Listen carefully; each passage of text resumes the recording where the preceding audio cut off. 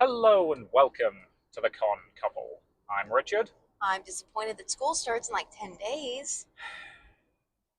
What are the odds of you ever actually doing this introduction I've properly? done the intro cleanly like 4 or 5 times, and I got bored. So, Say your name for the record, I'm Caroline.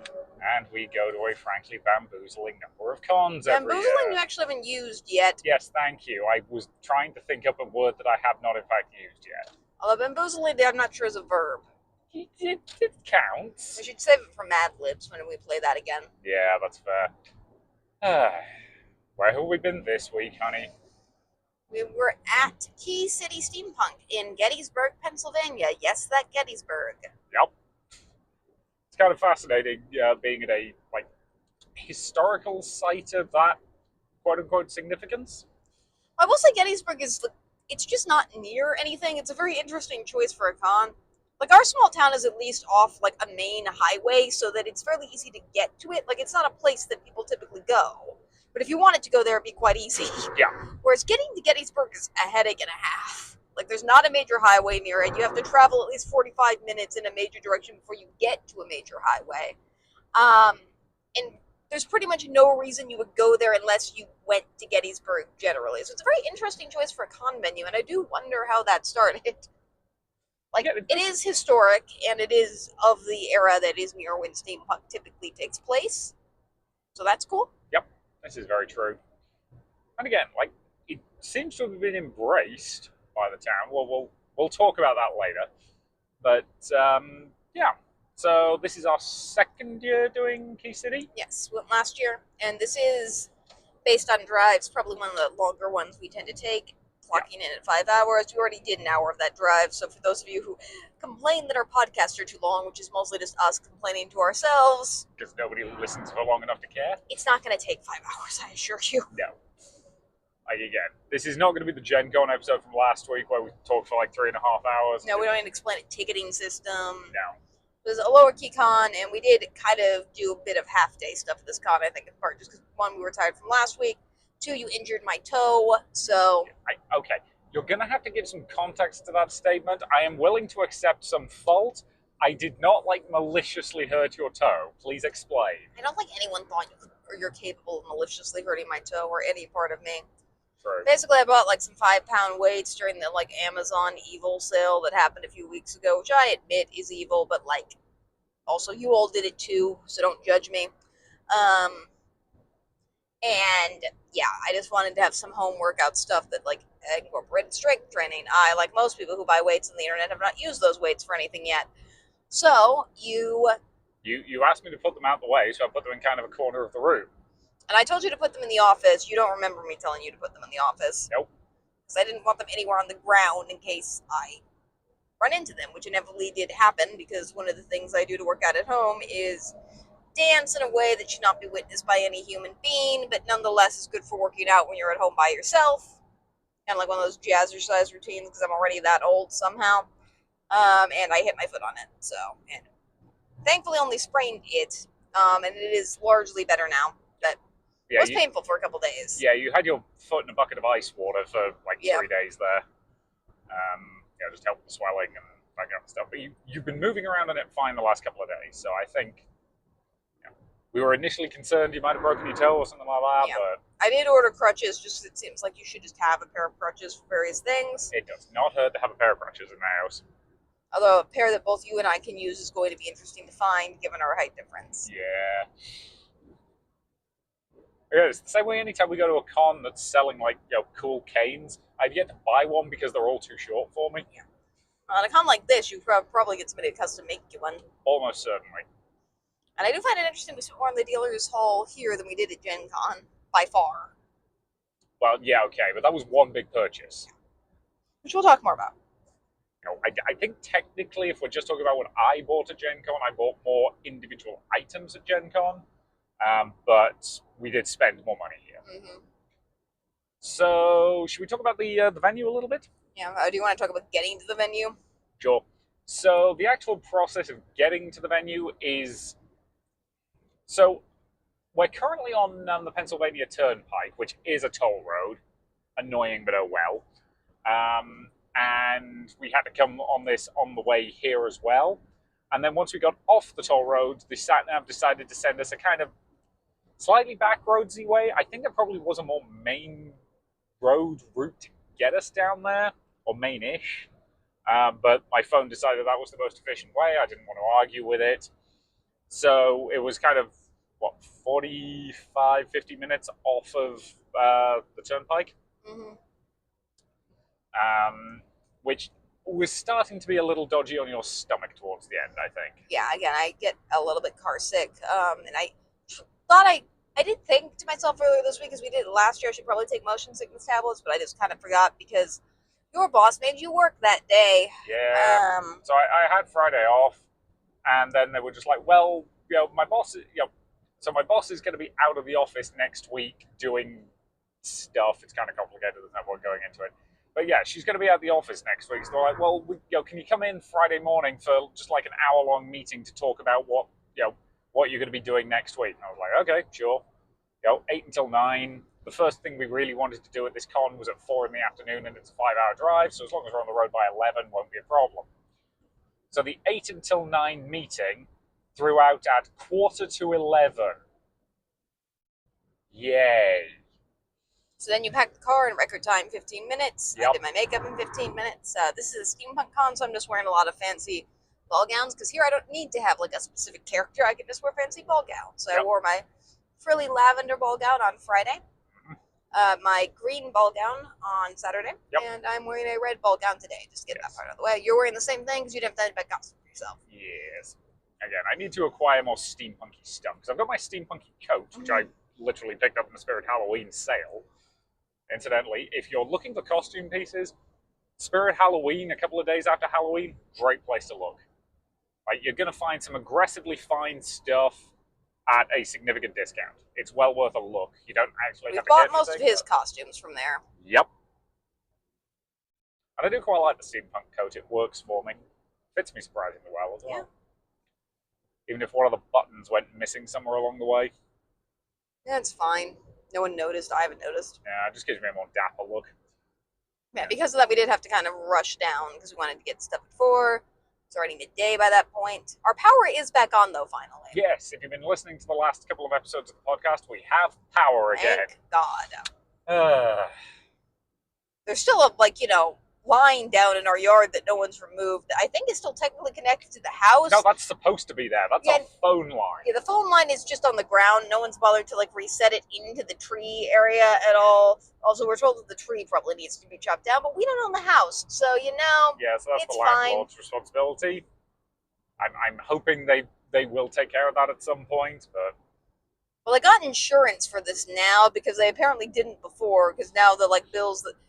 So our landlords, our landlords. We don't need to rant about our landlords. Our landlords are very nice for who they are as people. They do get stuff done, and and they are good in an emergency. And they are people and not a company, which is also preferable in a small town. And renting in a small town generally they're pretty much the only option. So that's why we stayed there for 4 years now. Yep. Plus, they haven't put the rent up in that time. Well, that's a normal quid pro quo type thing. Yeah. Well, if they had asked to put the rent up while our power was out, because our lease was renewed at the same time, that'd be kind of an interesting move of hey, pay more money in rent. So yeah, fun times. Anywho, yeah, so that's all, hopefully dealt with, apart from that one phone line that needs to be hung back up properly, but it's working, which short-term problems, long-term problems, etc., etc., etc. So, should we actually talk about the convention space? Yeah. So again, Gettysburg is obviously a tourist town. That's probably what their main industry actually is. No offense to the people of Gettysburg, because somehow have been living under a rock, or are unfortunate enough to have whatever our current U.S. history system is, which might actually insist that the North lost Gettysburg, which is not true. Gettysburg is where a very famous battle took place. The North won during the Civil War. People tend to fetishize the Civil War a lot in problematic ways. That said, this con does not do that, and it really doesn't And the times we've been there, I've never heard them really reference Gettysburg much, other than a location where the con happens to be. Yeah. I think that would be a pretty fair claim. And I will say this con also does have a fair number of people who at least appear to be African American identifying, and that's good. Yep. Yep. Because again, the steampunk community is extremely welcoming. Yes. Is what I will say. But again, there is a certain amount of coding to it because a lot of it pulls from inspirations like Jules Verne and H.G. Wells and that kind of stuff. That it is coded a little bit wide. Now, there are definitely a lot of voices within the community who are not.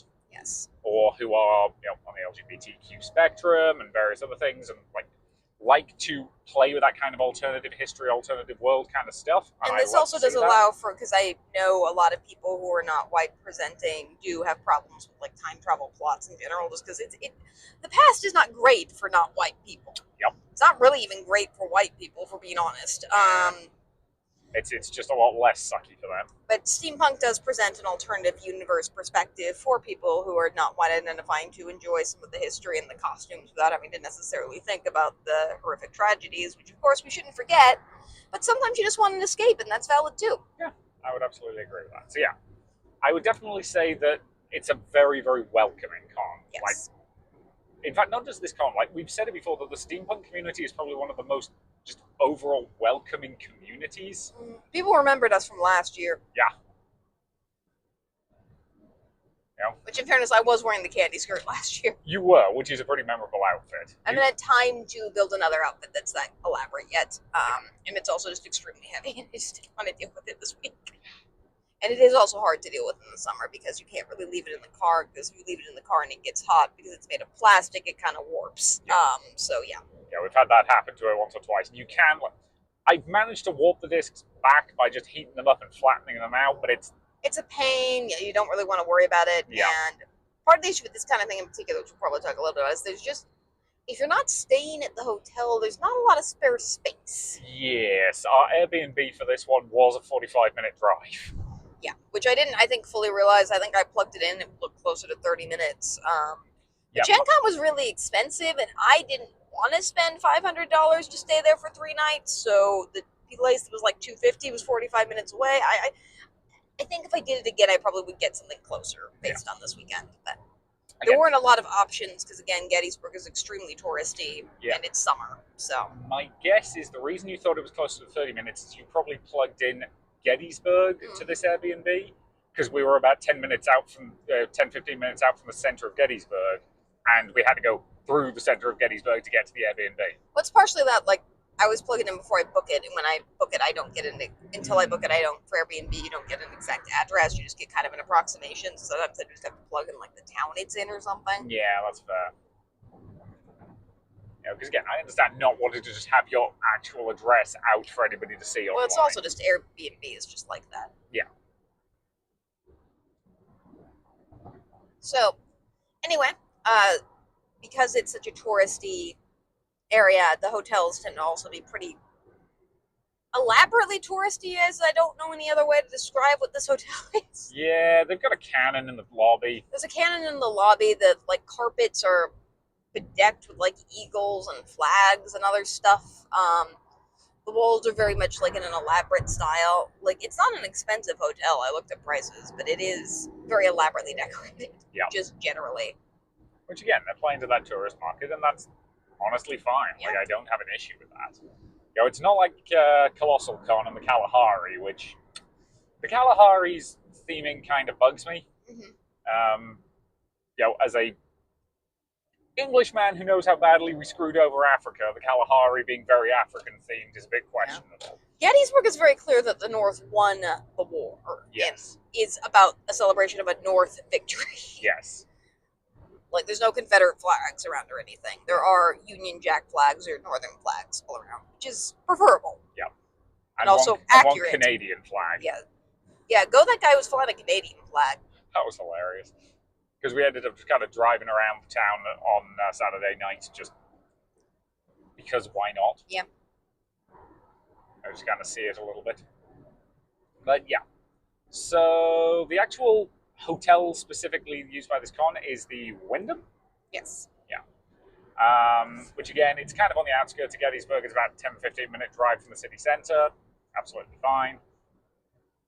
And has free parking. Love free parking at a con.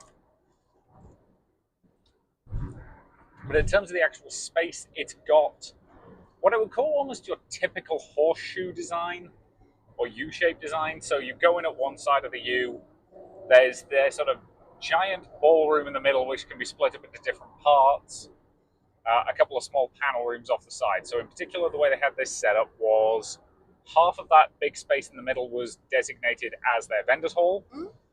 Then they had the quote-unquote C panel room, which was their main stage. And then two more rooms that were half that size, so an eighth of the total space, were panel room A and panel room B. And I think B was mostly doing workshops, if I remember correctly. And then for a couple of the bigger events in the evening, they opened up A, B, and C into one large space that was the same size as the vendors hall on the other side. So pretty simple layout, perfectly functional. Though I do think one of the things you and I have agreed on over this weekend is this con is outgrowing its venue. Yeah, which is good. It's getting a lot of new people in, and we did see a lot of new faces this weekend, which I think is good. The Steampunk community, at least in that area, is growing, and that's fantastic to see. That's a great thing to see. We love that. But it did mean that, like Saturday in particular, getting around the venue was starting to get problematic. And it's particularly with steampunk because everyone's in costume, and some of those costumes are very elaborate. Also, decent some of the steampunk community, and this is not a bad thing, are disabled and use motor-powered scooters to get around. Mm-hmm. It's hard to navigate multiple ball gowns, a couple mech suit builds, one incredibly elaborate beholder costume, and a bunch of like wheel scooters in a hallway. Yes. And there were times in the hallway where all of those things were in the hallway at once. And it was not that big a hallway because it has vendors around it to take up half the space. Yeah, that was the other thing I was going to say. The hallways in terms of width are perfectly fine and functional, but they've also outgrown their vendors halls to the fact that the hallways all had vendors in on at least one side and in some cases both sides, which did mean that foot traffic was definitely getting badly impeded at some points. Like, I don't think we were quite the fire safety territory, but we were closer than I'm comfortable with. And here's the thing. I understand that shifting to a new venue is always a really difficult thing for a con, but I do think if you grow again next year, it will be the last year you can be safely in that space. And we do want you to grow, and I do get that, like, Gettysburg, I'm sure to some extent, is important to this con, and I don't know what other options are available in Gettysburg, if there's any, or there is a hotel next to the hotel that they're at. I don't know if that also has convention space, and if it would be possible to split stuff up between those two spaces, which I don't love, but might be preferable to having everything in one space. Yes. Again, I put it this way. I don't know if this con's already locked in for its venue next year. If you're not, it's probably worth investigating other options. And if you are, it's probably worth thinking about it for the year after. Because I don't think you can grow in that space anymore. But the other thing that this con does have is an agreement to have a food truck there. Love a food truck at a convention, especially one this size. And it was a pretty good food truck. Yeah, I liked it. So the con theme this year was Rural Fur Initiatives, the con theme for the con we're in theory going to next week, which is furry, get it, Rural Fur Initiative. This con is also weirdly D&D themed, which is a bit weird to... Again, this was nominally the Adventurers Guild. Yeah, the Adventurers Guild, which was also confusing to me because, I heard people say that they interpreted that as a general fantasy theme, which I could see. I assumed it was just steampunk adventure when I saw it online. I didn't realize it was specifically D&D, but they were incorporating a lot of D&D elements into it, despite not having a dedicated tabletop space. Yes, that is the one thing I do want to note. Again, as we pointed, kind of to go back to the space issue, this con does have a gaming space. It's 2 tables and it's out in the corridor. Yeah. Because it's normally taken by children playing simple games, which is fine. Yeah. But it means for us who aren't staying in the hotel, when there's downtime at the con, there's not really any place where we can go. Yes. At all. Because our normal go-to is just claim a space in the tabletop, in the board game room, play, a board game of some description for half an hour, and we're perfectly comfortable with that. whereas here, there were definitely downtime, where we kind of didn't really have a lot to do. Mm-hmm. So again, now the thing is, at this con, even during the downtime, we were still able to find like people to chat with and just hang out with and have a pleasant time with. Because again, loveliest, most welcoming community you will ever meet at Steampunks. Yeah. Like, they just love. They love talking about like their own characters or their own little stories they've invented, or like some weird prop they've made, or like. And more importantly, they're also very happy to hear about your own stuff. Yeah. Like, they want you to share your creativity with them and them share their creativity with you, and just in ways that are really, really wonderful to see. Like, I do love that so much. So yeah, it is something for which I do think I prefer, like the space that Bourbon City has, which is the other steampunk con we reviewed on the podcast. This is, I think, I just kind of wish there was a bit more space for stuff to happen. Yes. Yeah, I do think Bourbon City has the advantage of just the better hotel. Yeah. Yeah. And again, that just comes down to how the actual hotels are like, designed and built. Yeah. And I will admit, I don't have any like particular affinity towards Gettysburg. I get that this is definitely, people in this con do tend to be fairly local. There's definitely some people who traveled for it. But a lot of people tend to be, the Mike's going to be okay going through the mountain? Why would they not be? I don't know. Yeah, we've just gone under a mountain. It's fine. Yeah. Like, the mics are connected here to here. I know. I just get worried, okay? But, which I think it's good that they have their space. I'll just admit, I don't really have any particular affinity to Gettysburg or, like, care all that much about it as a location. I respect it as a historical landmark, as a northern victory and a celebration of the Civil War from the northern side, which I want to emphasize is the correct side. Yes. Yes, we are on the side that was opposed to slavery. Yeah. Yeah, we were. The side that, won. It says something that our friend who's a history professor does not like Gettysburg. Yeah. Well, imagine for history professors, it's a touristy history site. It's not an interesting history site. Yeah. Oh, wow. But, what? That car has like 10 chairs strapped to the roof. Oh, wow. That does not seem safe. Well, yeah. Oh, yeah. Standard disclaimer for anybody who's not heard this podcast before. Yes, we are recording this in our car on the drive home. We're using hands-free mics in keeping with the laws of Pennsylvania and Ohio. Yeah. Which the states we're driving through. And I we'll think also pass through West Virginia. Very briefly. Yeah. But all of them allow us to talk like this, and this is the exact same conversation we would be having without a microphone prior to starting this podcast. Yep. That's why we started recording it. Yep. So, yeah. As you were saying. So, yeah. Having a bit more space, I think, might be something they want to consider a little bit more. Yeah, I would agree. And again, like, when our biggest complaint about a convention is you've got a lot of people, there needs to be more space for them, that's kind of a good thing. Yeah, I would also, because some of my favorite events this weekend were just hanging out, when there are opportunities to do that. But again, if you don't have a hotel room, it's hard to find the space to just kind of hang out. So it'd be nice if there just was a space where you could, just hang out and talk to people. Yeah. There's a little bit of one outside that they had, because there was an outdoor area that's kind of it's sort of a hookah bar. It's mostly just a place where you can sit. Yep. We went out there once or twice, but I hate the outdoors. So. Yeah, I did get attacked by that weird pretty bug while I was waiting for my food earlier today. Oh, nice. Yeah. But, yeah. So again, like, a few more places to sit, an actual, like, tabletop room would be very nice. Mm-hmm. And I don't think they've got the physical space for it at their current location. Yeah. Most of the panel rooms are very small, which is fine, but it does mean that you're kind of cramped in there pretty tightly. Yeah. And that also makes it harder for people with disability issues to get in some of the smaller rooms. Yes. Yeah, we did see that on one or two occasions. Which again, like, I love the fact that it's grown to the point where this venue probably isn't big enough for it. Like, I would love it to keep growing, but I also know that change is difficult. Like we saw that with Anthro, Ohio this year, moved into a brand new venue.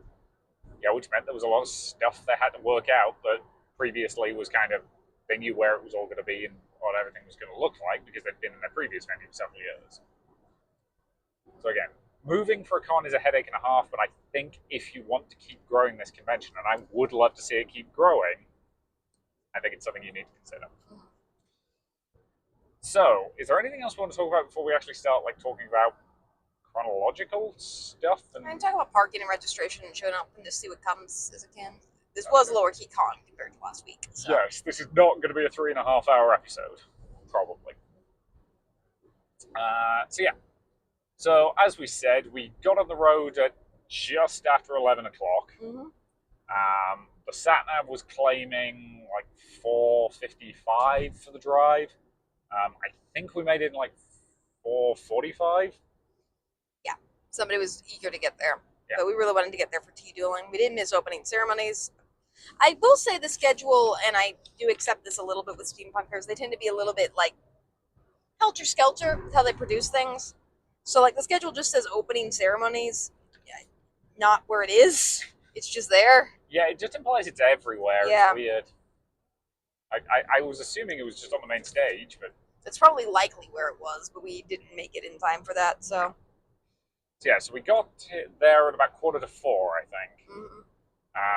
And then got our badges, pretty straightforward. They just checked our names off of a list. We were quite near the bottom because we didn't actually buy our tickets until last Thursday night, I think. Yeah, I think so, just because of the foot thing. I wanted to be sure, but they were fine with us buying our tickets, so. Oh, yeah. I was in the bathroom, like, just, long drive I needed to go, and, like, by the time I got out, you had tickets, so. Yep, nice and simple. They don't do, and this I think is the same as last year, they don't give you lanyards, they just give you, like, a clip. Yep. You could put it on a lanyard if you wanted. Yeah, we did contemplate doing that. I just kept forgetting. Yeah. And again, like, the clip works fine. The clip works fine. It's not a safety pin, which I do prefer since I don't have to poke holes in my outfits. Yes. So. And it's another company that's small enough that they're not really checking badges for most stuff, which is fine. Yeah, they don't really need to. Like, again, if you're going into the space, they kind of trust you have, like, paid for your ticket. Which I appreciate, and that's why I don't support ghosting cons, because I prefer to just be trusted as a con goer.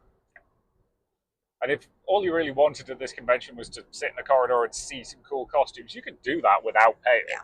And I doubt they would care. Yeah, but again, pay for con tickets. And there were definitely a bunch of just, like, normal tourists who saw us all wandering around and were a little confused, but thought it was cool. Yeah. In fact, I'm pretty sure at least some of them bought Saturday tickets. Yeah, I think so, just because it was an event in their hotel and they just got around with it. Yeah. It was pretty simple and straightforward, no real notes about registration. And again, if you don't notice registration, that means that they're doing a good job. Again, as we like to say on this podcast, if you want registration at a con, you're a saint. Yep. Because it's the lousiest job. And they did have signs up in there telling you where to go. Well, basically just directing you right, because that's where everything was. Yeah. But it was nice that they had signs. Yeah, just little signposts pointing you in each direction, which get cute, thematic. And just, it was fun. Yeah, so the first thing we did was tea dueling. Tea dueling. You had to explain like 4 times this weekend. It was. Okay. So, the principle of tea dueling, if you're not familiar, you're basically playing chicken with biscuits. You face off against your opponent, you dunk a biscuit into a steaming hot cup of tea, you remove said biscuit after a set period of time, usually a 3 count or potentially a 5 count, depending on like type of biscuit and like hotness of tea and so on and so forth. And then you stare across at your opponent, and the goal is to eat your biscuit last. But if it falls apart, you also lose. So yeah, the ways you can win are by eating your biscuit first, and your opponent can't get their biscuit into their mouth quick enough. Yep. Your opponent's biscuit crumbles, and you're able to eat your biscuit. Yep. And those are pretty much the 2 ways. Anything else that happens is a draw. If your opponent eats their biscuit, and then you also manage to eat yours, if you're the second person, you also win. Yeah, those are pretty much the 3 ways. Excuse me, I forgot about that way. Yeah. If your biscuits both crumble, it's a draw before you can get them into their mouth. Yep. So you need to be able to like eat the biscuit. Yes, the phrase I've heard is a single clean nom is what you're looking for. Now, again. And this is obviously a very silly game. People don't it's meant to be over the top and flamboyant and silly. Yeah. Specifically, this version of it is presented by the Baroness Alexandria. Yeah, I think that's right. I believe it's her stage name. And again, as we've mentioned on this podcast before, steampunks frequently, not always, but frequently will have a steampunk persona that they kind of embody. Some people have multiple personas, some won't have one, and some will have just one persona that they've been playing for years. The Baroness is this person's persona, and she's had it for a decade, I think she said. And again, she is the arbiter of the tea duels at Key City. And she does a very good job of it. Don't know what you think? Yeah. And again, just call up volunteers from the audience. She prefers a winner stays on approach, which works absolutely fine. Yep. And it varies, obviously, and it's a bit helter-skelter. And she was doing this all 3 days, I think you mentioned. Yep, which we did go to all 3 days. And we love tea dueling. Tea dueling is a lot of fun. It's very, very silly. It's very, very fun. And you sometimes get some very good smack talk and things like that. Which, again, for the record, tea dueling is fun and silly, and so therefore any smack talk should also be fun and silly. Yeah. So I will say Friday of the 3 days was the most straightforward. They were using the traditional biscuits. The two I've seen used most often are Biscoff cookies, which are a gender cookie, or chess cookies by Pepperidge Farm. Yeah, the Chessmans, which both have their advantages and disadvantages, and both tend to crumble in about the right amount of time. Yeah, and it's difficult to find cookies, as we discovered later this weekend, that crumble appropriately. Yes. Because you need them to crumble in probably around a minute to under a minute for it to really work. And some cookies don't do that. Yeah, about 30 seconds is what you're looking for from a drama from the audience point of view. If they're too stable a cookie, it starts to get a little boring. If they fall apart too quickly, it's not entertaining. So there's kind of that perfect balance to be struck, and the Chessmans, I think, work pretty well, and the Biscoffs also work pretty well. The Biscoffs tend to go a little faster than the Chessmans. Yep. So, again, it's that's personal preference of whoever's bringing the biscuits. And occasionally they will provide gluten-free options for those audience members who are interested in participating who can't handle gluten. I've also seen a variant of it done where you hold a cup next to your mouth if you're like me and unable to eat pretty much at all, and then you can just toss the cookie into the cup as opposed to eating it. Yeah. Which also I think works as a variation. It does. Which this particular variant doesn't do. I'm sure if I asked about it, they'd probably let me do it that way. I probably. Didn't really want to make it any more complicated than it already was, because it is hard to organize. They had an actual electric kettle, and for the Americans out there, buy yourself an electric kettle. They're super useful. Are they useful for anything other than making tea? You never know when you're going to need boiling water in a hurry. When was the last time we needed boiling water in a hurry? Look, I cook pasta, and having to boil the water in the pan is annoying. I would buy myself an electric kettle, but we don't have any space in the kitchen. How is it annoying? It's the exact same thing. No, it's not. Why? Look, trust me as a British person, it's not, okay? Your pasta's horrible. Wow. You've never eaten it. Yeah, I have. I've eaten it all the time. I have your ready-mades. You mean British pasta? Yes. What are you going to do with British pasta? It's fine. It's just boiling it in a kettle doesn't make it any better. Yeah, but you don't boil it in a kettle. You use a microwave. I've had actual pasta before in my life. You know that, right? Yeah. This is the dumbest argument we've ever had. No, it's not. It's not even the top 3 dumbest arguments we've ever had. We've had dumber arguments on this podcast. Yeah, we probably have. So, yeah, okay. Us arguing about the dumbest argument we ever have is way more dumb than arguing about what pasta is. Okay, that's fair. Okay. We have a contact email. It's concouplepodcast@gmail.com. It is in the show notes.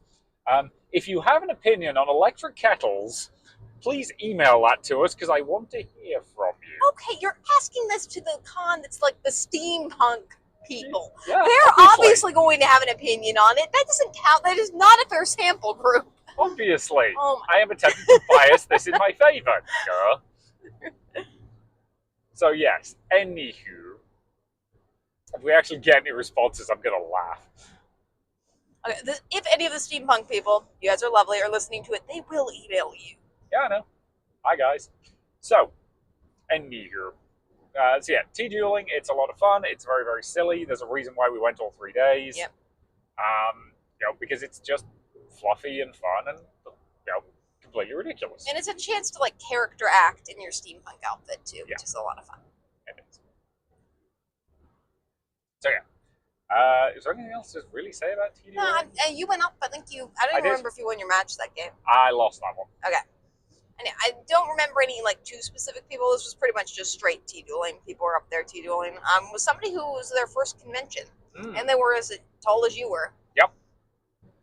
And they seem pretty cool. So I hope they come back. So do I. But it was a cute way to start. It was popular. We started to see a lot of the people we were going to see this weekend because the steampunk community is fairly small, and we do at least kind of sort of know a bunch of people in it now, which is nice. We do. We're starting to get recognized ourselves. Like several people were asking if you were the person last year with the giant candy skirt, because it's kind of a memorable outfit. Slow down a little. Again, I've got a guy right up my backside who's we'll not just happy. Past the truck and then let this guy be an idiot. That was my plan. So this was fun. It's always nice to tea duel. And Friday, I think, is just more kind of like introducing people to tea dueling and stuff. So after that, we took a break and toured the vendors hall. We did. Which steampunk vendors halls, honestly, it is. There's not a lot of vendors halls that I think are worth buying a ticket just to see. Steampunks are one of them. Yeah. Because again, the thing you will find with steampunk vendors halls in particular is almost everything is artisanal. Yes. It's all stuff they've either made or modified. Right down to the fact that, like, I mentioned before that at any anime con you're going to have a stall selling like anime weapons. They are all of those will have been imported from like Temu and made abroad. Whereas there's a stall at this convention that's just selling Nerf guns that have been modified to be steampunk, and I'm pretty sure the guy selling them, that it's either like small artisanal companies in the US that make those, or it's just stuff that the guy's made himself. So if you want a fun steampunk-themed Nerf gun, which I might buy myself at some point when we're at one of these cons, just because, it's a fun, silly thing to buy. And again, like a Nerf gun, I know you don't like guns, but Nerf guns are pretty okay in terms of like weapon choices. Because hilariously, I remember a few years back at the Art That Adorns You, which is a sword fighting festival that one of the groups in York does. I don't know if they're still doing it, but I went for several years up until the pandemic, and because that's when I moved over here. And I wanted a workshop on saber and single-shot pistol. And how do you replicate single-shot pistol? Nerf guns, loaded with one round. And to replicate the fact that single-shot pistols are actually really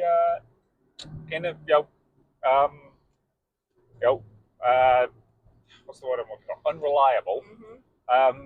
The instructor would load it, and he might just not load it and not tell you. Well, that kind of sort of happened later when we were doing Nerf dueling here, which we'll talk about in a bit. We'll talk about when we get onto that, but so like you can get all sorts of weird and wacky stuff, and including one stall that we can't afford to buy a dang thing this guy makes, but oh my god, is it beautiful work. You want to I do not remember the name. I said I was going to. I'm going to look it up on the sheet while you talk about it. That's fair. I'll find it. It's on here. Reclaimed Dolls or something like that? Yes, I'll find it, honey. Just go and talk about what the things are, because it's on the sheet. Yeah. So, as a reminder, I'm not driving, which is why I'm looking at the sheet of paper that has all the venues on them. Yes. So this stall sells automata. And when we say automata, we mean classically made cog and spring and like simple electric motor powered automata. And these are gorgeous art pieces. Like, he's selling them for a couple of grand each. I think the most expensive one we saw this weekend was the turtle for about $4 and change. They are absolutely worth that. We can't afford them, but they are gorgeous work. Like, it's all brass and cogs and occasionally like actual animal skeletons. Salvage dolls. Salvage dolls, thank you. Like They're absolutely gorgeous automaton figures. They are like 100% one of a kind collector's items, art pieces that are astounding. And like, if we wanted to invest in art pieces, that would be what we would want to, I think, buy. We would absolutely buy one. Like the turtle this year was phenomenal. On Sunday when we were back, somebody had bought it. I really hope it brings you joy. Yes, it was listed around the $4,000 mark, which it is absolutely the price it should be. These are amazing pieces. And he freely admits he doesn't really design them. He just kind of starts building and see what comes out the other end, which is very cool. But he comes up with elaborate backstories for each of them. They come up with a sheet. They're not just turtles. Like the turtle has like an internal mechanism. There's references to like the Buddhist religion in one of them. There's gods and how they move, and like he tells all these elaborate backstories about them, and they are just gorgeous. It is worth going just to see them. Because we got there early, we just got effectively a tour. Yeah, he's not somebody who really sells his stuff. Like you can tell, he just wants to talk about it with people. And then some of those people might be interested in buying it. Yeah. We're more just interested in looking at it. And again, like if he makes one sale over the weekend, he's made back his table fee quite happily. Yeah. You know, because again, they are very expensive. They are absolutely worth what he's charging for them. You know, do not get me wrong. Like, I do not begrudge him making, selling that turtle for that amount of money, because it is absolutely worth it. You know, it's just, it puts it out of our practical price range. So yeah, he gave us like a nice little tour of his booth and all of his stuff, and showed us all his figures and the various clockworks on, which is just great. And he just likes people who appreciate his art, which is awesome. Which we very much do. I always feel a little bad we can't afford one, but it's something for which, like, if it's something you plan for and an expense you plan for, I think you probably can buy one. So maybe someday, we'll see. Exactly. So we also just stopped by another booth, Whimsy Coat, which is a booth I've seen at some cons, and that is, just to promote them properly, WHM capital Z Coat. So Whimsy spelled without the vowels, basically, and with a Z. So, who makes effectively handmade steampunk coats. Yeah. Which are typically like bodiced overdresses and things like that. Which you bought. I did buy one. Yeah. So I knew these pieces were around $300 because I'd seen their booths before, and I'll be honest, I was kind of thinking about buying one if they were at this con, because that's within my budget. It's an artisanal piece, and I will say, artisanal clothing that I know is made by a seamstress that's a really good and reasonable price for what that is. It is. So you picked out a Alice in Wonderland themed one? Yes. Which we think will go very, very nicely with your Alice dress. Yeah. And I have a lot of blue dresses that will go very easily over. So. Yeah. It's very cool, it's very interesting, and we really appreciated the fact that she basically said, try it on. You tried it on, and she looked at it and went, it doesn't quite fit you. I can make that work.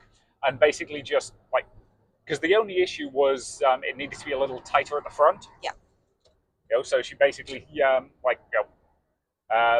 kind of held it where it should be, put some pins in it, and then basically said if we bought it, she'd make the modifications that night, and then we could have it the next day. So basically all she needed to do was like move where the hooks were to attach it and put some extra clasps on the front so that it would close a bit tighter on you personally. Which again, I love the fact that she didn't just try and sell you the thing. She wanted to make sure it was going to be perfect when you were wearing it. Yeah. Like that is the kind of care and love I'd like to see out of artisanal vendors. Yeah. She was great, and it's a great piece. Well, the steampunk community buys a lot from Whimsy Coat, so I'm glad I can have one of those kind of like unique, one-of-a-kind fashion pieces. So I'm very excited to wear it. Yeah. So that we bought it on the Friday and we picked it up on the Saturday because Edge wanted to make modifications. And again, they weren't complex modifications, I will say. Like, her comment was she could cut it, or she could just add the additional snaps so that it would, like... Well, I like the additional snaps anyway, because it was basically a second row of buttons, which also makes it a bit more secure around the body, which I like a lot, so... Yeah. Yeah, I adore that coat, so I'm very excited to wear it. It'll look good on you. Yeah, it's the most I've ever spent in a vendor's hall, and it is an artisanal art piece, so... Yeah. Well, you technically, since it's a birthday present. Yeah, it's a birthday present. Well, again, your birthday's coming up. It is. Like, actually, not that far away now. Yeah, about 3 weeks. Yeah.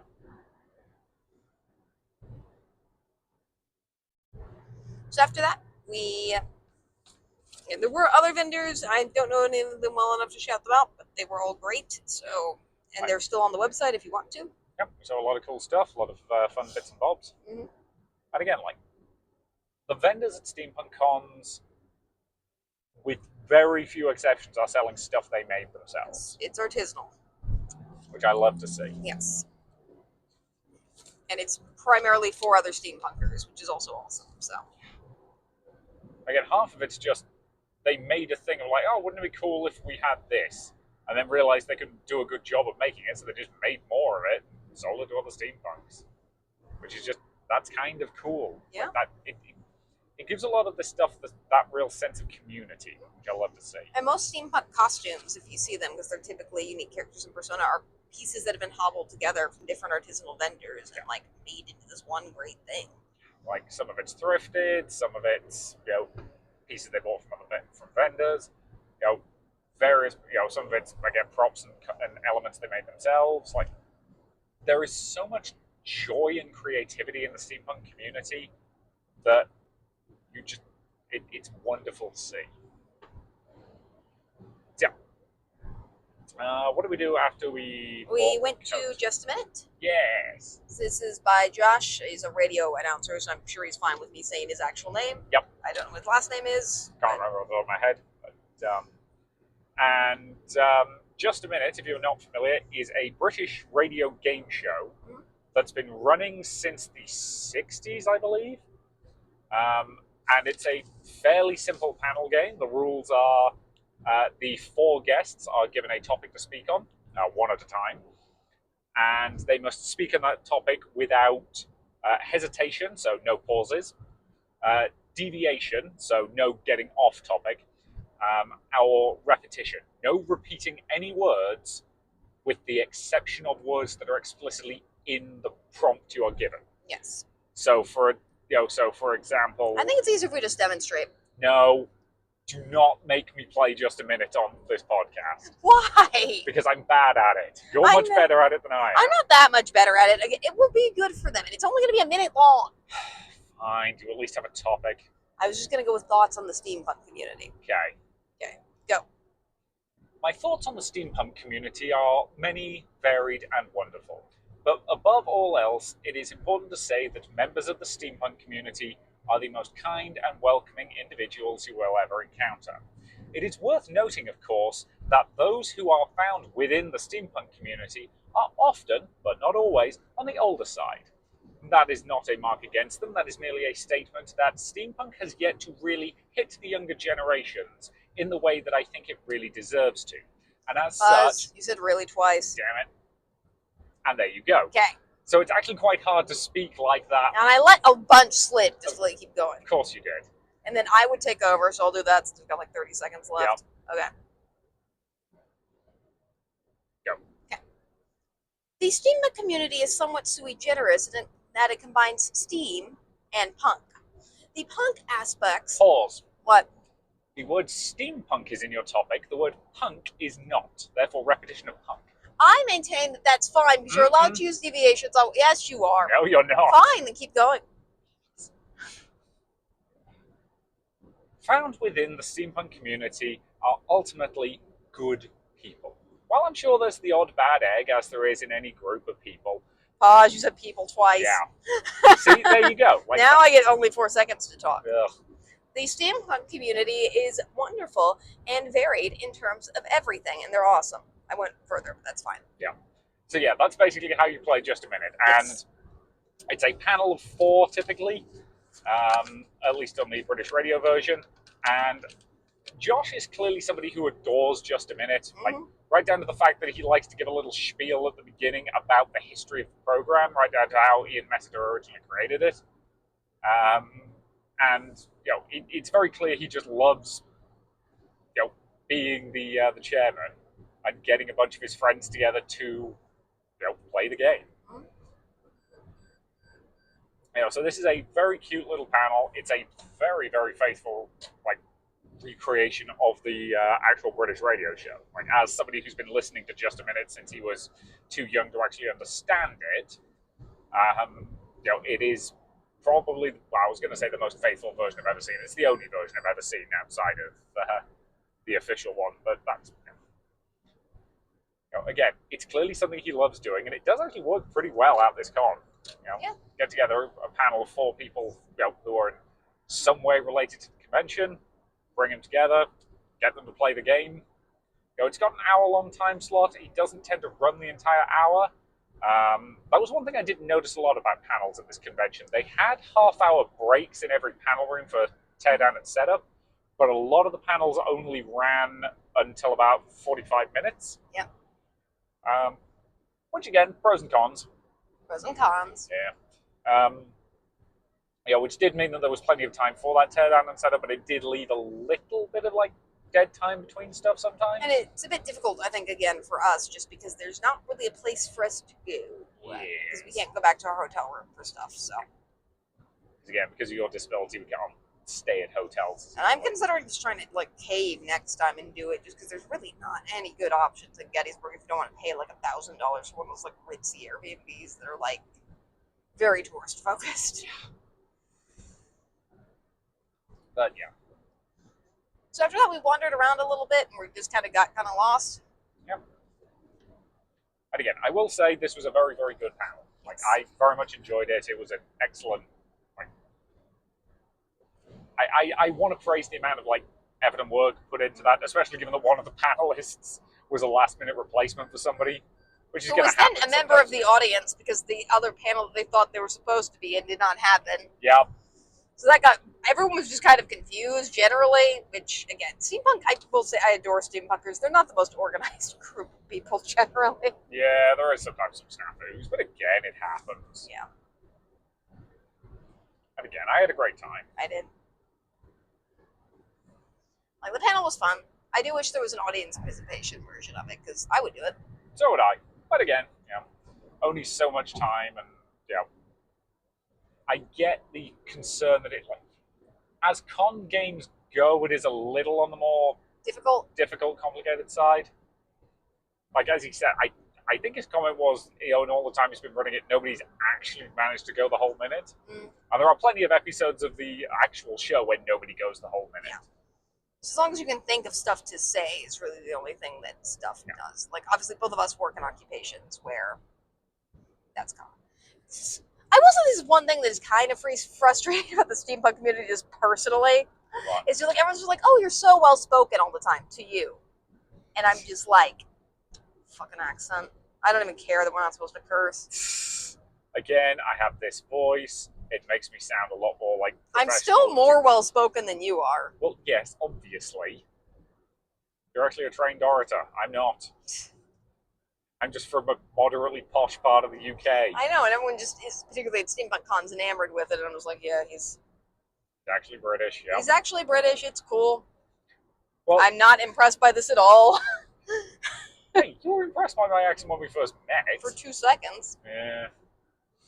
I love my husband. Well, you were commenting that, you kind of, you felt a little braggy about the fact that you've got dibs on me over this weekend, because a lot of people were, enamored of my voice, and ha, sucks. Joke's on you, he's mine, suckers. A little bit of that. I did beat you in compliment dueling, though, which was at a steampunk convention, which I consider a victory. Yeah, you did. Hey, you're very good at complimenting people. Yeah, compliment dueling. It was not at this convention. That was at Urban City a couple of years ago. It's a lot of fun. It's exactly what it sounds like. We're not going to talk in any great detail, because it, again, wasn't at this convention. I'd love to see it at this convention. Hell, we would run it at this convention. But, yes, so... what was it after just a minute? We kind of just wandered around and then kind of left because there wasn't much on that we were really interested in. Yeah. We did briefly bump into Asgard. Yeah. So Asgard, if we've not mentioned before, is a cosplayer. I don't know whose persona is this steampunk automata. Yeah. The costume is incredible. Yes. But it also means that anytime we bump into her and she's not in the outfit, it always takes me a minute to recognize her. Because I'm so used to seeing her in the full getup. So yeah, she actually recognized us rather than the other way around. Yeah, and she only recognized us because I was in a giant ball gown. Yep, and I'm very tall.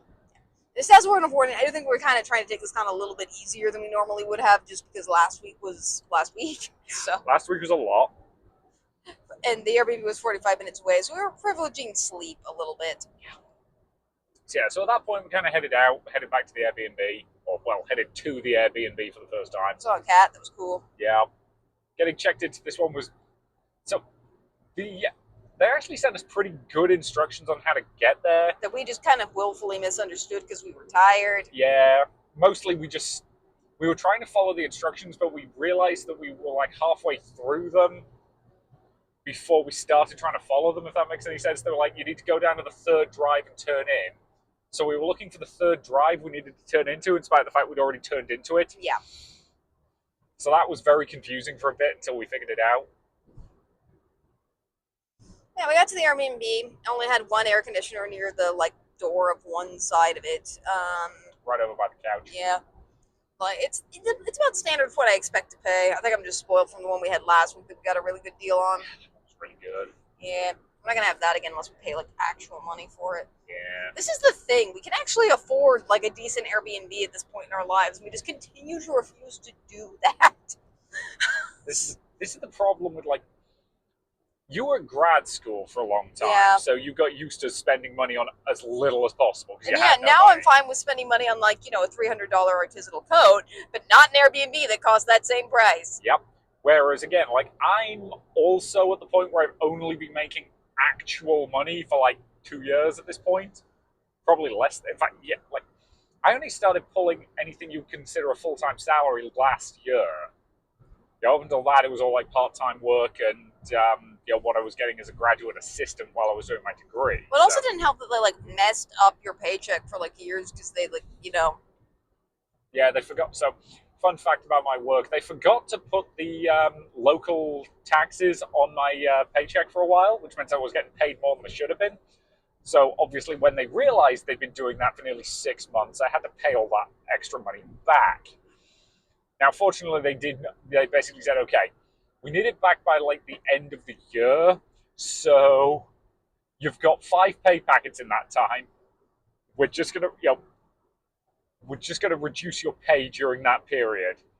If you need it, I can our payroll person felt bad about it, that she was just if I needed a loan to tide me over, during the period where they had to reduce my pay to balance things out, she was offering. I was like, I'll be fine, thank you, but So there was a period where I was getting paid half as much as I should be because they had to redress the fact they'd been paying me too much. Again, we're on 2 salaries. We live in a low cost of living area. It was, for us, thankfully, just mildly annoying. Yeah.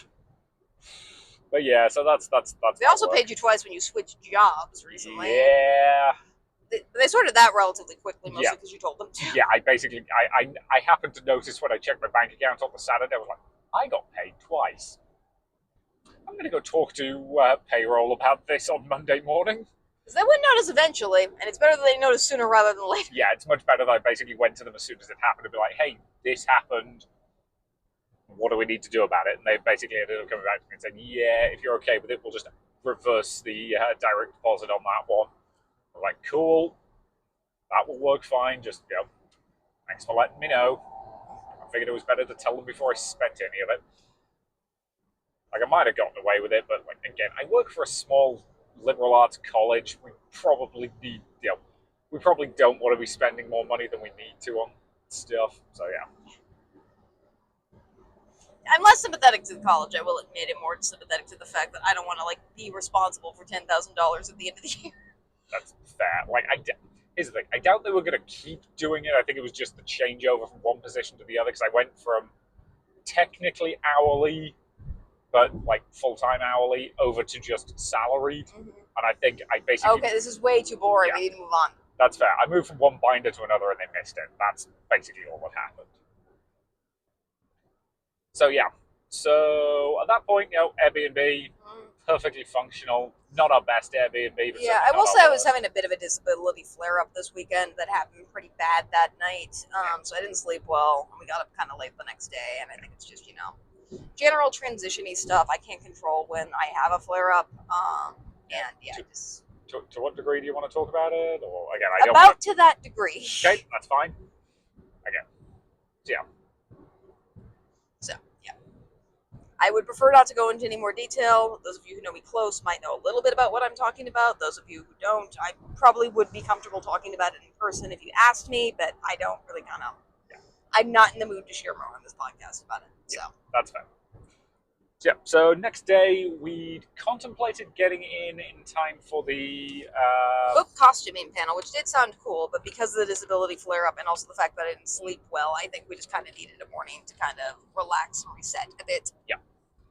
So we ended up just kind of chilling out at the Airbnb, waking up for a little bit, and then you got into your green dress, and then we got on the road. Yeah, got there around 11-ish. Yep. Had the opportunity to bump into Steampunk Xena, yep, who I've been wanting to talk to since Bourbon City. Because I opened the conversation with, "Oi, I've got a bone to pick with you." And she looked quite worried for a second, at which point I believe my words were something along the lines of, "So you remember Bourbon City when you introduced my wife to the song Space Unicorn? Because she's been playing it at random intervals while we've been in the car ever since, just to annoy me." And again, I wasn't actually in any way annoyed with her. I just wanted to, I wanted to do that just to scare her a teensy bit, and then make her laugh, which was exactly that was the effect that was achieved. And I think, she understood where I was coming from with that comment. But I've been wanting to do that pretty much since that con happened. And Steampunk Xena is another one of the relatively famous steampunk people. Yes, her stick is that she is Princess Xena, but steampunked. She's also just a unicorn. Like most of her costumes are just unicorn costumes. Yeah, I love. Yeah, she does do a bunch of unicorn costumes, which again is why she ended up introducing you to Space Unicorn. Space Unicorn. And she did say that at Bourbon City next year there might be a unicorn race, which I'm into. Yep. Yeah, I don't know how you'll participate in that in a ball gown. All right, side saddle. Oh, yeah. You'll find a way. Yep. Because the theme of next year's Bourbon City is a day of the races. Mm-hmm. But yeah, so again, that was, it was nice to bump into her. I've been wanting to have that very stupid conversation with her for 6 months. And I figured it would amuse her. Which I think it did. So yeah, again, we had a little friendly chat, and then we headed off to the tea dueling. Yeah, we picked up my coat first. Yes, we did. I just got to try it on again. It was very cute. Yep. Yeah, she wanted to try it on you to make sure it fit after her modifications, and it fits you very well. Again, it doesn't quite work with the giant hoop skirt dresses. I think it kind of works. It kind of works. Skirt dresses, and it will work like the. It worked really well with the Alice dress. Yeah. So tea dueling this time was D&D themed. Was interesting. Yeah, as a result of the the cons theming being kind of like D&D-ish, adventure-ish. Mm-hmm. They added extra rules to this to the main tea dueling event, to the Saturday event. And I get the impression that because they know Saturday's the big draw, that's the one that if they're going to mess with it, that's the one they mess with. Mm. Just to again create a better show. Which is fine. So in this particular version, you when you went up, you pulled a piece of paper that told you which of 4 classes you were. You then rolled a die, and if you got above a 15, you got to use that class's special power. Like the wizard used a transmutation spell to change their hot tea into cold water, which gives you a significant advantage because cold water causes the biscuits to break apart a lot slower than hot tea does. Mm-hmm. One of them just said you could mess with your opponent but not touch them. Yep, that was the fighter. Yep. One of them was the bard using the power of charm to convince your opponent to switch cookies with you. Yep. And the reason that would be potentially beneficial is that on this particular day, you had a selection of different types of biscuits you could use. Which sort of worked. Yeah, it is something for which you really do kind of need those biscuits to work generally. Yep. Like maybe having one that's slightly stronger or slightly weaker. There was an oatmeal cookie that was pretty hard to break. Yeah. There was a Necco wafer that is tiny. It would break eventually, but it's quite small. Yeah, which meant that it was falling apart, but it didn't have enough actual weight that it was making itself fall over, which is kind of hilarious. And there was a sugar wafer cookie, which everyone thought would break super fast, but did not at all. They were pretty good. They were holding up great. So yeah. So again, bit more fun, bit more variety. Just general silliness and shenanigans, which is again, it's what you want out of tea dueling. It was fun. Do we have that much more to say on Saturday's tea dueling? I don't think there were any notable matches. Oh, there was one where like somebody, because they could mess with them without touching them, like grabbed, I think, the D&D dice and were just chasing them around the table. Yeah, while holding a giant D20 in one hand and that biscuit in the other. Yep. That was great. Yeah, it reached the point with some of the biscuits where they were having to multi-dunk. Yep. And just like, okay, these biscuits aren't falling apart. Dunk them again. Yeah, it's silly fun. It doesn't really need to like have a point beyond anything. They were giving away an actual prize though. Yeah, actual tea set. Yep, a glass tea set, which is kind of cool. And how they typically do this at this is that just the person who is the last person standing gets the tea set. So typically it'll just be the person who's volunteering last. Because winning multiple rounds of this, given how chaotic it is actually quite hard. I don't think we saw anyone all weekend who won more than 3 rounds. Yeah. Although the person who was the last person standing, I will say on this one, did go a lot of rounds. They did. And again, it was very much a fun, silly, enjoyable event. I volunteered on that day. I didn't get picked, but I did get picked on Friday, so wasn't disappointed in any way to not also get picked on Saturday. I will volunteer for the sake of making myself available in case there aren't others, but that's absolutely fine. It's fun to participate. I don't need to participate is the best way to describe it. Then I believe we took a quick wander, just to again have a breather, get our steam back, and then we were back in the same room for Nerf dueling. Nerf dueling. And Nerf dueling is exactly what it sounds like. You are each given a Nerf weapon of some sort, and they had different varieties, which I'll talk about in a minute. You stand back to back, you pace X number of paces, then you turn and exchange fire. With the goal being to hit your opponent, without getting hit yourself. So it's a duel. You're just doing it with weapons that aren't actually going to injure each other. Yeah. And the one thing I will say is eye protection at this one was mandatory. Yep. They had just standard eye protection glasses that you can get if you do Nerf dueling or airsoft dueling or that kind of stuff. And anybody who had sort of sufficiently large glasses, that was fine. You didn't need anything stronger than a decent pair of glasses, and they had them for anybody who didn't, which worked absolutely fine. And I don't think anybody got hit in the head. No. Well, I think one person got hit in the neck a few times. That was one of the people who was running the thing. So, and it is something for which, because obviously no one is familiar with handling these specific weapons, it's a little bit hard to know where to aim. We forgot a thing we did on Friday. What? We did Calamity's oh, yeah, I don't know how I missed that. Yeah, I don't. Yeah, I'm so confused as how we missed that. Oh, yeah, that's probably on me. Anyway, yes, the originals. Right. So this was something we did after tea dueling, which is basically Calamity is a bartender who does cocktails and also mocktails, and she does panels where I don't know how much we can get Calamity in trouble on this podcast. She was demonstrating cocktail making. She was demonstrating cocktail making. She's allowed to demonstrate cocktail making. She is allowed to demonstrate cocktail making. She had a panelist up there who would try the cocktails, who was definitely over the age of 21, and would tell people what they thought of them. Yes, that's all that happened. Yeah, I don't know what you're worried about. But again, this was fun and interesting because this particular. So rather than just the reason this panel was called the Originals is that every one of the cocktails she was demonstrating at this particular panel, I believe Calamity's pronouns she, her. Yes. Were things that she created herself. Yes. Which all looked very good. Oh, yeah. Some of them smell pretty good. Yes. We did have the opportunity to sniff some of them. Yeah, it was also just a really fun panel. I'm sorry I missed this. I'm actually quite annoyed at myself because, again, it was just a panel where everyone was bantering with each other and having a lot of fun. Yep.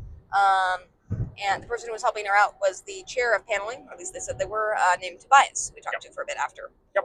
Who was also super nice. Yeah, I gave him one of the cards, so if you're listening to this, sorry. And they did verify that everyone in the room was plus 21. Yep. So a little kid did walk in doing the con game, which we'll probably talk about a little bit. Yes, we'll talk about the con game at some point. But the kid was just immediately given the stamp or sticker that they needed and was sent out of the room politely. Yes. I was like, yeah, this is a 21 and up event because alcohol is present. So yeah, again, it was a fun panel. You know, saw some interesting things. Like, I was also just amused that I'm sure Calamity had to bring all that booze in their car. Yep, I think she bought most of it like locally. And I'm sure most of it was probably used at this con. Probably. I get the impression that Calamity was doing some drinks mixing for like later events. Yeah. And again, like, you know, I would make more cocktails, but like, you can't drink them. Alcohol kills me faster than it kills most people. Yeah. And so I don't drink. I will say, in the steampunk community, whenever I mention I'm effectively allergic to alcohol, they're very like respectful of that fact. You'll get some variation of, "Oh, I'm so sorry." Yeah. But yeah, I've never been pressured to drink, which is a marked difference from some communities. I'm going to point that out. Yeah, with some communities they'll give you, well, surely just one will be fine. Whereas the steampunk community is just like, "Oh, I'm so sorry. You know, yeah. We have non-alcoholic options if you would like." You know. And again, you know, I know she was doing a mocktails panel on Saturday, which was opposite the costume contest. So we couldn't go, but I'm sure it was a lot of fun. Yep.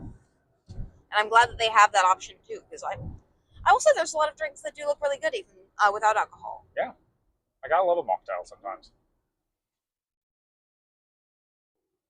You know, again, I should drinks mix more at home. I've still got that bottle of I say bottle, it's a miniature. That I got over Christmas with, you know, for my parents, and I'm not drunk yet. Yeah. I also, there have been times at cons where we have just been handed alcohol. It's not that frequent. It's not frequent, but it has happened. But yeah.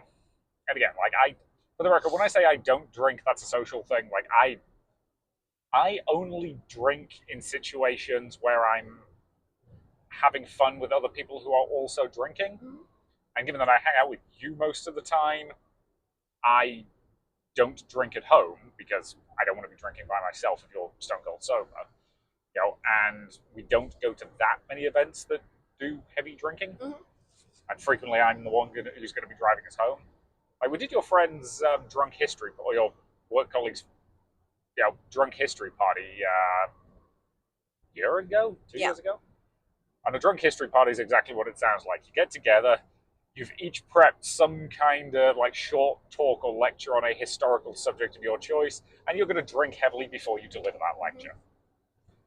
You know, and everybody else is also going to drink heavily. So it's fun, it's silly, it was quite an enjoyable time, and you knew you were driving us home from that event. So since you couldn't drink, and you told me beforehand you had no problem with me drinking at that event. Well, the problem with like this is like, again, it's much like the food stuff with me. It's like, it's not a guarantee that like I'm gonna feel miserable, but there's a decent chance, and you never know when it's gonna hit. No. So it's easier for you to just not do it generally. Yeah. Like the half cookie I had earlier today, I'm fine with, which I suspected I would be, but like there is the off chance that it might get me upset. So. Yeah, so sorry we forgot about that panel on Friday. Sorry, Calamity's panels are great. We highly recommend them. Tobias also seemed cool. Also, Calamity's son was there helping out. Yep. And they seemed cool too. Yeah. So, back to... the main reason I remembered that is that the person who was helping out with Nerf dueling was the person who was helping out... Or did they were in some way involved in the previous panel? I think it was a different person. I thought that was a different person. Might have been a different person. Whatever. Yeah. Part of it is everyone's in costume, so it's a little bit hard to tell. And this person was wearing a wizard costume with a full beard. Which kind of made it hard to figure out exactly who they were. Yeah. But yeah. So, back to Nerf dueling. So, again, Nerf dueling, in this context, they had... Context. So they had various types of Nerf guns. They basically just said all of the Nerf guns were paired. Yep.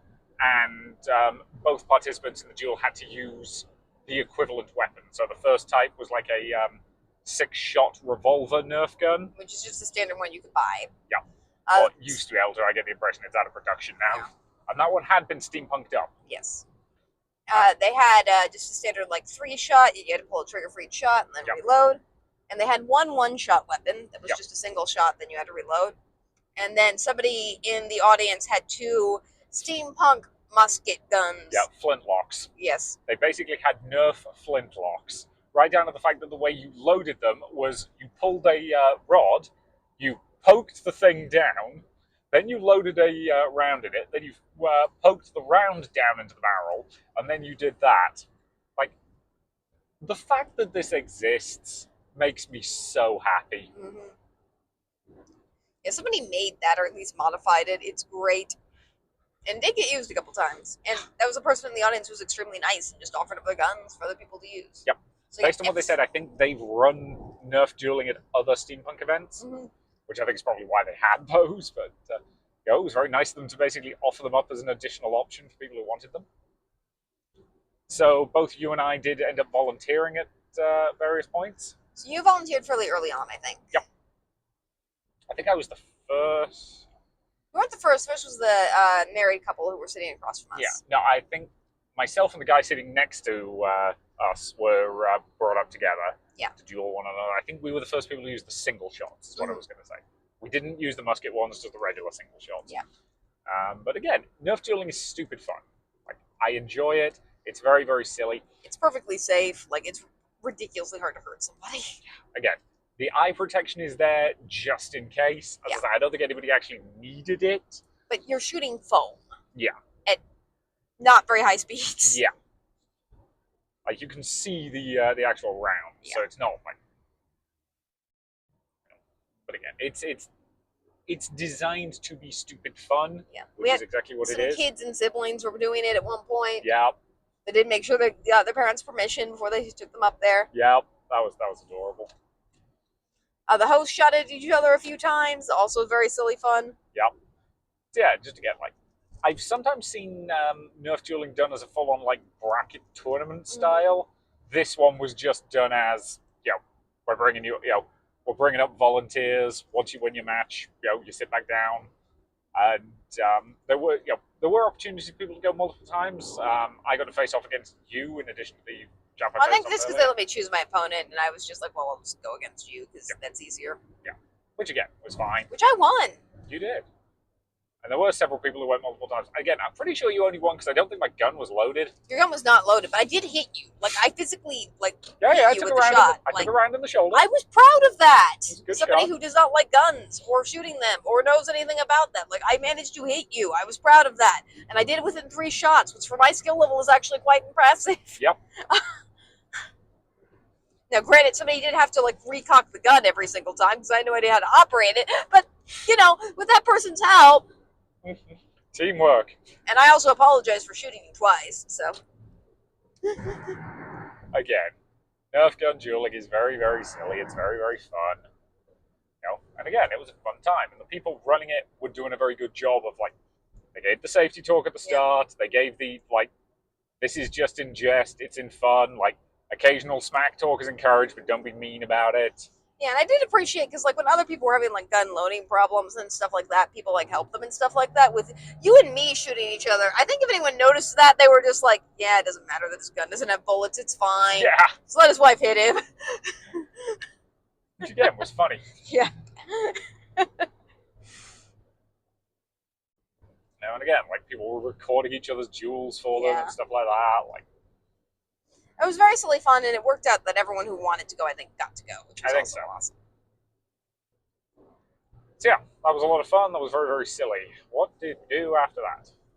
We walked around for a bit, and then just decided to kind of go back into the room for the fashion show, which the was fashion very show was interesting. I don't know quite what we were expecting, but I don't think it was that.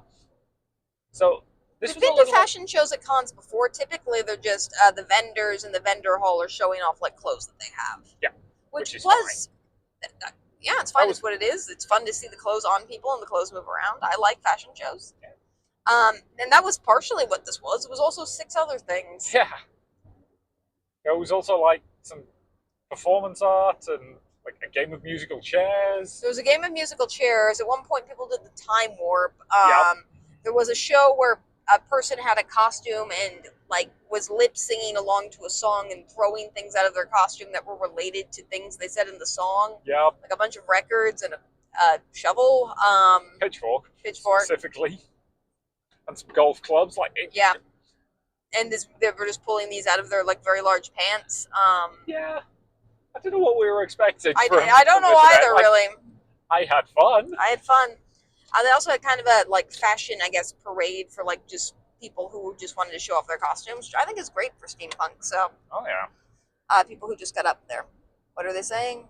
Okay, cool. Sorry, that was the rabbit people calling us back. I appreciate your investment in the saga of us buying rabbits or attempting to adopt. We are attempting to adopt some bunnies, and the rescue place we're working with has basically said they're going to call us at about 7:30 tonight. Cool. So if we get a call at 7:30 tonight, we know to answer it. Yes. I think they tried to call us earlier in the week, and my phone thought it was a scam. Yes, as we were saying. So yeah, this fashion show was kind of fascinating. Kind of weird. Yeah. Because like the person who was writing it also explained to the audience about how they would have the opportunity to show up their costumes beforehand. And some of the people in the audience were models and were like giving placards to line up and stuff like that. But they were also explaining about this like other thing where you could just get up and show off your costume, which I elected not to do, mostly because I was still confused Yeah. when it was happening. You were not the only person. I did hear some confusion from the audience. Like my biggest complaint about that is I just think it needed a little more explanation at the start. I mean, some of it's kind of hard to explain, to be fair. Yeah. Like, that's our best attempt at explaining it, and it still doesn't really cover how bizarre it was. And I want to say it was bizarre in a delightful way. Like, oh yeah, this is the type of show you could only see at a steampunk. Yeah. And again, I had fun, playing musical chairs. Yeah. Oh yeah, I forgot you got to go up to play musical chairs. You actually made it to the final round. Yeah, I did. Which, given how the first round went, was impressive. Yep. Because yeah, with the first round, they very deliberately had enough chairs for all the participants, so nobody got eliminated. But it did mean that I ended up like comically running around to get to the last chair, which was. I hated musical chairs as a child. I think it was one of those games that I was like forced to play. I just didn't like it. I think just because it has a sudden death mechanics and stuff in it. Also, like kids get vicious. But I volunteered you to play musical chairs. Of course you did. I was in a giant ball gown. Which would have been funny, yes. Yeah. But yeah. But again, like, I had fun. The best person definitely won that. Yeah. There was no cheating or shenanigans. There were multiple rounds of rock, paper, scissors from people who both managed to get onto a single chair. Yeah. Which is good. And they made rules against like grabbing the chairs and stuff like that, I think, to stop the injuries which happened in previous years. As he said, like, you've seen somebody like get bumped off a chair and break a kneecap. Jeez. That is the kind of thing you need to be quite careful of, so don't do that. Hey, another mountain. No, a tunnel. Specifically a tunnel under a mountain. Yeah, this was very cute. Like, honestly, if I knew it was all at least, because it was more of a memory just kind of sort of stating, because there wasn't much else on at the time. If I knew it was going to be this chaotic and wonderful, I would have definitely, like, been more excited. Purpose. Yeah. As opposed to just accidentally. Yeah, we were mostly just expecting a fashion show we could kind of chill out in. Yeah, and maybe see some stuff from, like, Whimsico, which I liked a lot. But which we did see. It's just there was a bunch of other stuff around it that I had no idea what to expect with it. They clearly just put one person in charge of this, and that person decided to make it that specific thing. Again, we had fun. Yeah, I might relabel it as like a fashion variety show. Yeah, that like, might tell people a bit more about it. There is descriptions of stuff on the website that you can look up, but it's not on the schedule proper, so maybe it says that there. I don't really know. I don't remember it saying that, but I would have to look it up to know for sure. The other thing is, you remember how earlier in this podcast we mentioned that, like, this con clearly has pretty decent, like, connections with the city of Gettysburg? Oh, yeah. Yeah, model number 3 was the mayor of Gettysburg. Yep. She was just there. Yep. Modeling stuff. Just modeling some... Like, not only attended the convention, but agreed to model for one of the vendors. Yeah. Awesome. I don't know how that conversation happened, but, Yeah, I don't know if the mayor, like, knows somebody who's into steampunk, or if the mayor is into steampunk herself. They are a very nice African-American woman, so we represent that. That's the exact type of person who should be the mayor of Gettysburg. Yeah, we stand. And she looked like she was having a blast, so... Oh, yeah. Again, it confused us, but in a good way. Yeah. We just mostly weren't expecting that. So, yeah.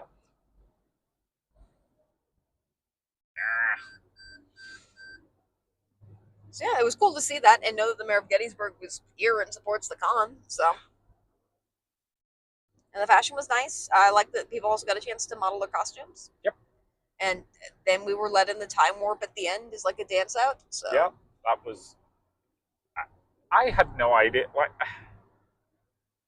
I felt like I was on drugs for part of that event. I'm not gonna lie. that's fair. And it was cute because again they asked for 3 people to lead in the time warp, 2 adults who've seen Rocky Horror, where the time warp is from, and 1 child who is probably still too young to watch Rocky Horror, who mostly I think just mimicked the moves of the 2 adults. That's how you learn the time warp. Yeah, that's fair. And in fairness, the time warp does have directions in the song, so even if you don't know it, you could probably at least do parts of it. As I understand it, you first you put your hands on your hips. I thought it was just a jump to the left. Oh yes. That's how it starts. Yes. Then you put your hands on your hips. No, then it's a step to the right. Oh yeah. Then you put your hands on your Okay. hips, and then you bring your knees in tight. Mm-hmm. Then there's the pelvic thrusting, Mm-hmm. and then you do the time warp.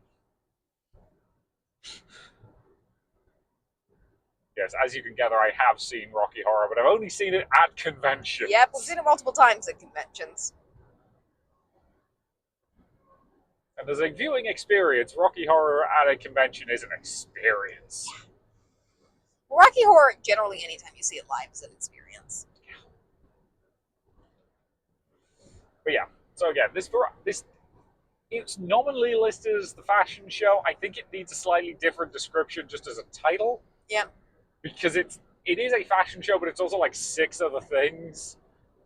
You know, and I think letting people know that wouldn't be a bad idea. Like, we had a lot of fun, just we were kind of confused for parts of it. Yeah. And again, I suspect if you've been to it multiple times before and you kind of know what you're letting yourself into, that's fair. But, yeah. So then again, we kind of, you know, the costume contest was after this. It was in the same room.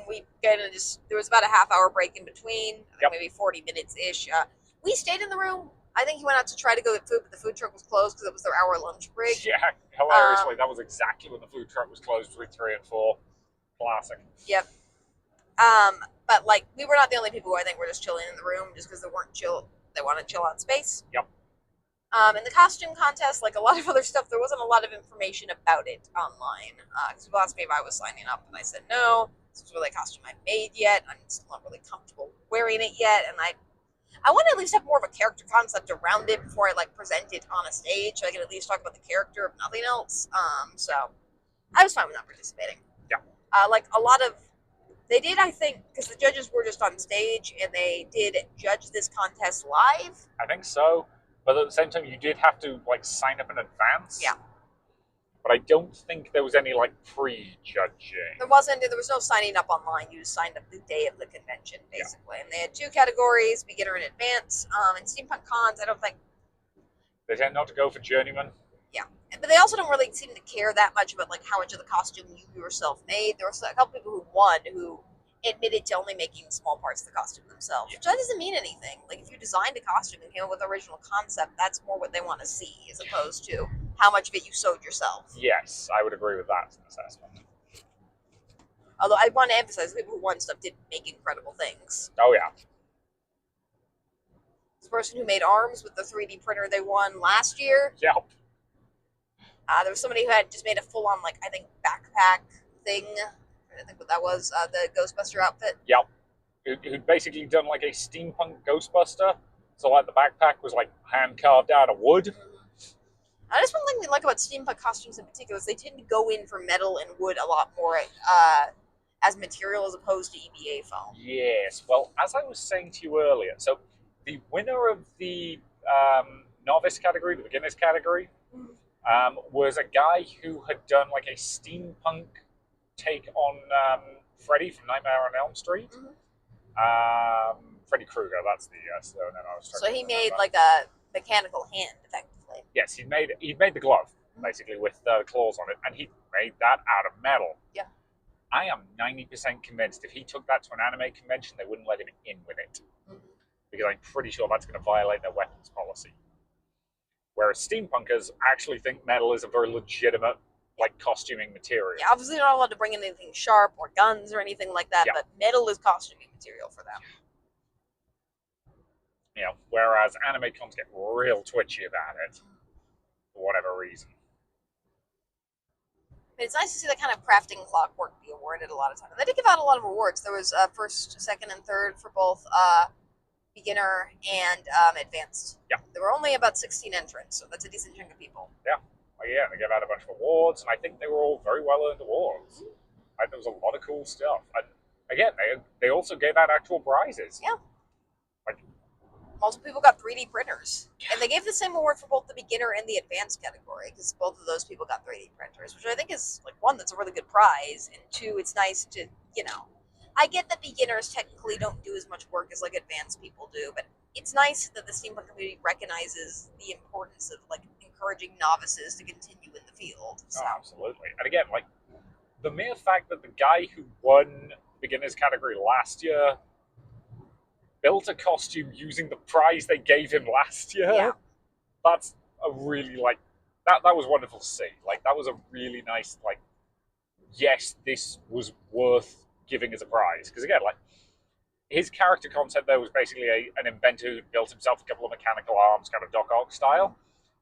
But he basically 3D printed, he designed the pieces and 3D printed them, and it was really, really cool to see. Yeah, I will say the steampunk community just makes me feel so much more like a costumer generally, because as somebody who doesn't really know how to sew terribly well, seeing people who thrift things and modify what they thrift, that doesn't seem to exist anywhere else right now but the steampunk community. Because most people either just buy stuff out of boxes or make everything from scratch, and there's just no in between. And it's nice to remember that as somebody who designs and makes their own character concepts and puts them together, that there's still a place for me as a costumer in the world. That is fair, and I would agree with you wholeheartedly on that one. Again, I spend all weekend just wearing my basic steampunk coat, a vest that we got at Goodwill, a shirt that we picked up at some of the thrift store I don't even remember. There's nothing fancy about this outfit, but it gets a good reaction at steampunk cons. And again, I want to get some more bits and bobs to add to it. Maybe a sidearm, one of those Nerf sidearms or something like that. There's a lot of cool things I could do with this that I would like to at some point. We just never seem to have the time. I do sometimes, but yeah, I don't know. It makes me feel like I'm part of a costuming community, which it's harder for me to see with anime cons that I'm in. Because I was having that thought beforehand, of just oh, I'm not really a costumer before the contest started. Because particularly in the steampunk community, when I say that, they're very surprised because they like my stuff, and it's really nice to be in a community that does just appreciate what I do. Oh yeah. And that doesn't judge me for not making every single piece, but rather thrifting and putting stuff together and coming in with my own outfit concepts and ideas. And they remember my stuff. So many of them remember the candy skirt from last year. Oh yeah. Again, the candy skirt's pretty dang memorable. The other thing I liked about the contest being done this way is that it was kind of judged as it was happening, which made it last a bit longer, which I think worked because there were only 16 entrants, but it also meant that everyone got to go up on stage and kind of talk about their costume a little bit, which I really like because I don't know what I'm looking at a lot of the time. Oh yeah. And a lot of times when they do the bigger contest, it's nice because they can get more people across stage, but you don't really understand what they did or why they won because they can't really talk to the audience about it. Whereas here everyone talked about what they built and how they built it. Agreed. And again, right down to the fact the first person who went up had a pre-prepared speech that was in character as the what was it, Dragon Princess something or other. That again was the outfit she was wearing that she designed herself based off an original character. I love the fact that she was able to do that. Yeah. You could not do that at certain other types of cons. Because again, they don't appreciate the originality, and they don't if you went up and gave a copy of a speech from a specific anime, they might let you get away with it, but for the most part, they kind of just want you to walk across the stage and shut up. Whereas at the Steampunk Con or at this con, they really wanted you to talk about your costume, why you did a thing, why you love this property, why you where was the inspiration for this? What's the modus operandi behind the character? This is all stuff they wanted to know. And I love that about the steampunk community. I do too. And it's so fun, and I felt inspired to create, which cosplay competitions don't normally make me feel inspired to create. This one did. I'm like, okay, there's like so much more stuff I want to do because this is stuff I feel like I can do. And I feel like if I don't want to make every single piece because it's easier to just buy it, but I can put it together in interesting ways, that at least here it's going to be appreciated. So yeah, so that was a lot of fun. At that point, a bunch of people went outside to take a group photo, and I took the opportunity to run to the food truck. Yes. So, grabbed myself dinner. I do like that food truck. Like, they do good food. At this point, I was feeling inspired to create, so I went by the free stuff table, which you should probably explain, Yes. which I visited a couple times this weekend. Yeah, so they basically just had a table at the front over near registration that was leave stuff, take stuff. Yep. This is basically stuff people have been like clearing out their houses and wanted rid of, but thought that other steampunks might in some way appreciate. Yeah, so there were just random cogs and stuff on the table. There's a bunch of fabric scraps or just stuff that might work for fabric scraps that people don't want anymore. Cases of books, a bunch of other stuff. Yeah. You don't really have to leave or take anything, but you know. You can if you want to. You can. Until people got competitive with it on Friday. Yeah, we missed that. Yeah, I did not see that. I don't know when they started setting it out or when the free stuff got there. Again, I picked up some stuff casually. I got a dress, at least I think. It was a bit hard to see at the table. Yeah, it's back there. Yep. No idea if it'll fit you because you didn't take it out the bag. I didn't take it out of the bag. It was Princess Core, and I can definitely do something with it. So I'll probably use that for something. Yep. I got a sticker book of Victorian stickers because that's awesome. Yep. I got a catalog from 1980 something or 1880 something. Yep. Which I can't tell if it's original catalog. I'm pretty sure it's a reprint, but even so, it's cool looking. So that's fun. And I got a couple not safe for work books because we mostly to torture you with. So. Okay. You saw them. Yeah, I did, and I've forgotten what they are. I'm not going to say them on the podcast. Yeah, that's fair. It was like 3 days ago. Although there was a bizarre amount of like lesbian vampire stuff in that box, which we stand. So we stand. I didn't pick up any of that though. No. I do think, just as an aside, if you are dropping off not safe for work stuff, you probably should label the box just so kids aren't running through that. I mean, the kids are going to look through that box even if it's labeled not safe for kids. That's true. But you can at least have plausible deniability at that point. Yes. But the free stuff table is nice. It's kind of like what swap meets are at bigger cons, but this is just one, it's free. No one's looking to make money for it. Yep. And two, there's a lot of stuff. Somebody brought a printer. Yeah, just an old HP printer. Yep. Yeah, I don't know what they do with all the stuff that's just left there at the end. Yeah, good question. Because again, like, I don't think anybody will take the printer just because buying ink for it will probably cost more than the printer did when it was new. Yeah. But, sorry, classic joke about HP printers if you've ever owned one. I have.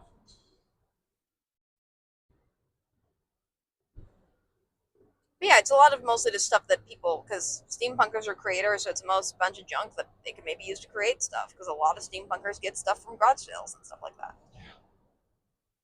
Again, it's really great. Yeah, I'm glad that they have them. And we have a box of costume and supplies I might trade off there, because there's definitely some stuff we're not going to use ever, so. Yep.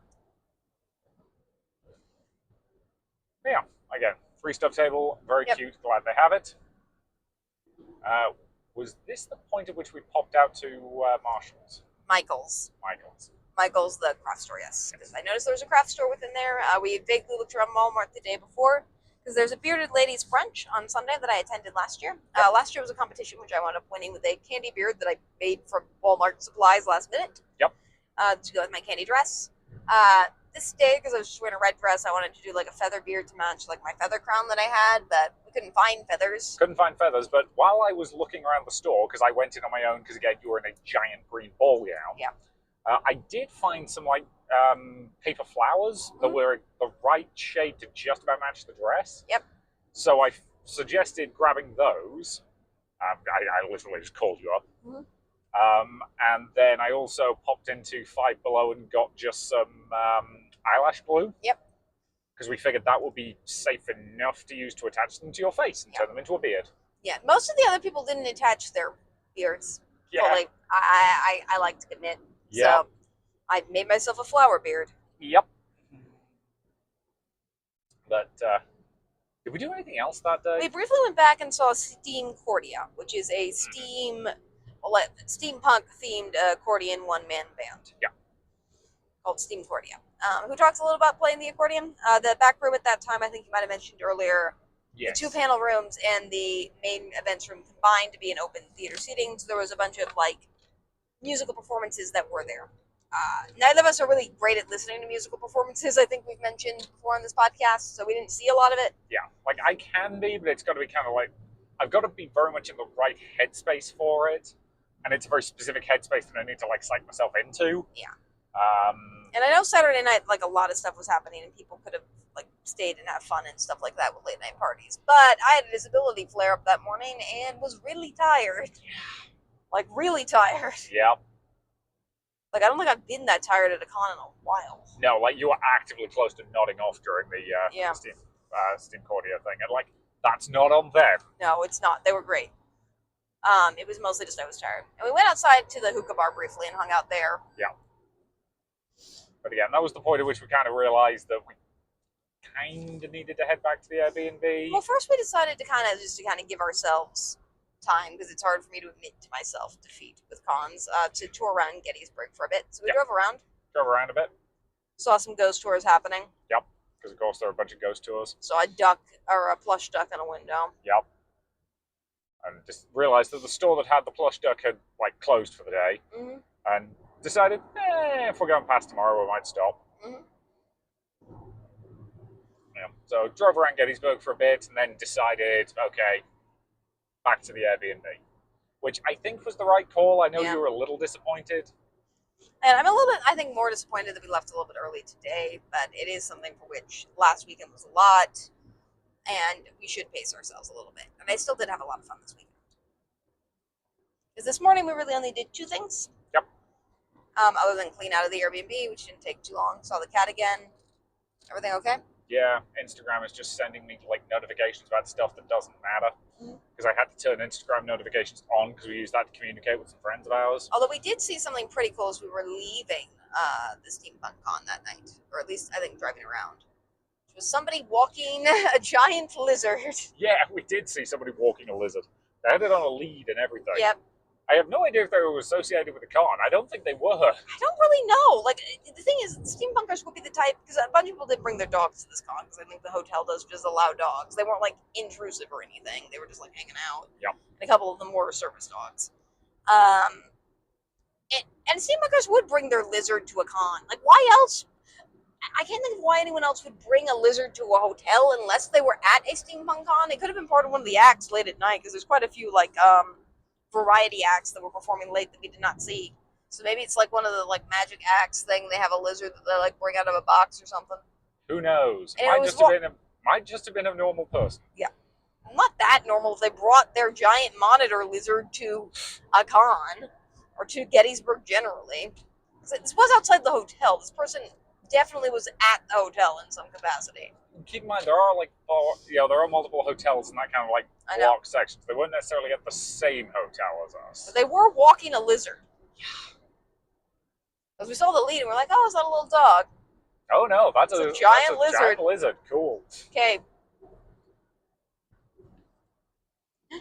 But yeah, so that was fun. So we got up the next day pretty early to get stuff on, and you glued stuff on my face with eyelash glue, which surprisingly worked. What? Yeah. Like, there was one that I was a bit concerned was going to fall off, but it didn't. Nope. And then we headed to the Bearded Ladies Brunch, which is what it sounds like. It's a bunch of people, or ladies with beards, who get free food for, I guess, wearing beards. Yep. And free alcohol for wearing beards. Yep. Yeah, there were mimosas on offer. Mm-hmm. Which, for the English listeners out there, mimosa is just Buck's Fizz. It's the same thing, it's just got a different name. Yeah. And for anybody who's not versed enough in their extremely basic cocktails to know, that just means it's fruit juice and sparkling wine. Mm. And I actually really enjoyed this. It was nice just to kind of hang out and talk to people at a steampunk con, and just kind of a low-key context. Yeah.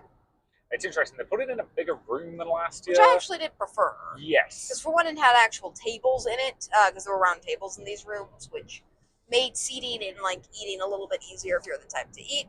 The alcohol was free. They weren't like policing who was a bearded lady or anything. Pretty much anyone who just wandered by and wanted food could have some. Yeah.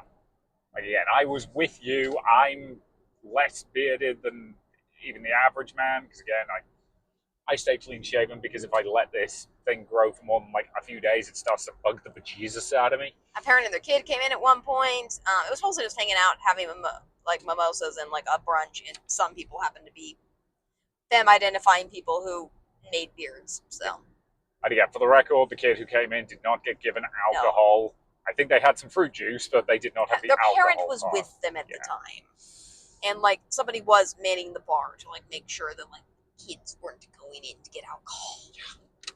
You say bar, it was a table with 2 bottles. It was a table. I'm just saying it's a bar just because there was alcohol on the table. But again, that alcohol was monitored at all times. The kid just came in because there were donuts and to look at the things with the bearded ladies. So. And then you guys all kind of trooped over to the vendors hall to take a picture. Mm-hmm. So again, that was cute. That was fun. They didn't do a competition for best beard this year. Yeah, I think that's just because they, like last year I won a trophy for the competition that was made by one of the vendors. I just don't think the vendor had time to like make a bearded lady trophy. I didn't see that vendor this year. I saw them this year because I saw them in the similar looking terrarium, so I assume that's the same person. Presumably. But again, I missed that, but I will certainly take your word for it. And this was like a custom made trophy that I adore. I love this thing. It's like a little terrarium that says bearded lady on the outside. Like, I love this thing. I insisted we put it in your office at work. But I'm not bitter that they didn't have a competition this year. Because again, you mostly just win a trophy, and it's mostly just there for fun. And it's mostly just judged by somebody. But I think this year they decided not to bother with that element of it because they couldn't get anyone to judge. It was still fun. It was fun. Like, again, it was just a chance to just hang out and chat with some people. While wearing a beard. Yep. At which point you, once we were done with that, you went to the bathroom and you removed the flowers from your face. Yeah, there is still some glue on my face, but the flowers did come off pretty easily because eyelash glue just dissolves in water. It's designed to, so it's pretty easy to get on and off. Yeah, once we get home, you're probably going to take a hot shower and deal with the rest of it. So after the bearded ladies brunch, we went to tea dueling. Mm-hmm. I took the opportunity during the break between these two things to run out to the food truck and be their first customer of the day because they opened at 11 and I went out there at 11 because I happened to notice they were setting up when we went to the room where the tea dealing was going to be. So I was just like, okay, we're going to grab seats and then I'm going to run out and grab some food because I didn't want to be like, I didn't want to fight with anything. It was easier to just run out, grab food and then be happy. So grab myself another burger. And again, it's a good food truck. I like that one quite a lot. Like, it's a little pricey, but food truck prices kind of are these days. So tea dueling this time was, and the Baroness does refer to it this particular way. Sunday is the hungover day, where it's just kind of like, here's the leftover cookies, here's a bunch of tea, have at it. We did face off against each other, because again, it was Sunday, so like Sunday, because I know I'm going home, I know that like, if I at least have a stomach flare-up or something like that on a Sunday, I'm not going to have to leave the con. Yeah. So I'm like, okay, I can do one round if I get like the smallest cookie, because they did have the Necco wafers, which are way smaller than the Biscoffs. I'm like, well, that's probably not going to upset my stomach, and it's probably going to be fine, even if it does, because we'll be able to just leave. So we did. I got to tickle you, which was funny. And I won, I think, more out of pity than anything else, because I don't think your cookie was really wilting either. Not massively, no. I think you just kind of wanted the event to be over. But again, it was fun to tea duel you. Yep. And I got to set up the tea duel, because your previous tea duel, again, because these are all the leftover cookies. Like, these cookies weren't, like, wilting the way they were supposed to, which only made it more fun, I think. I think, like, your previous opponent was just at a complete standoff, because at this point, everyone discovered that the sugar cookies, for whatever reason, wouldn't actually, like... Yep. So he and I were just, like, completely stood off against each other. The cookies were not crumbling. Yep. And, the question was, okay, what do we do about this now?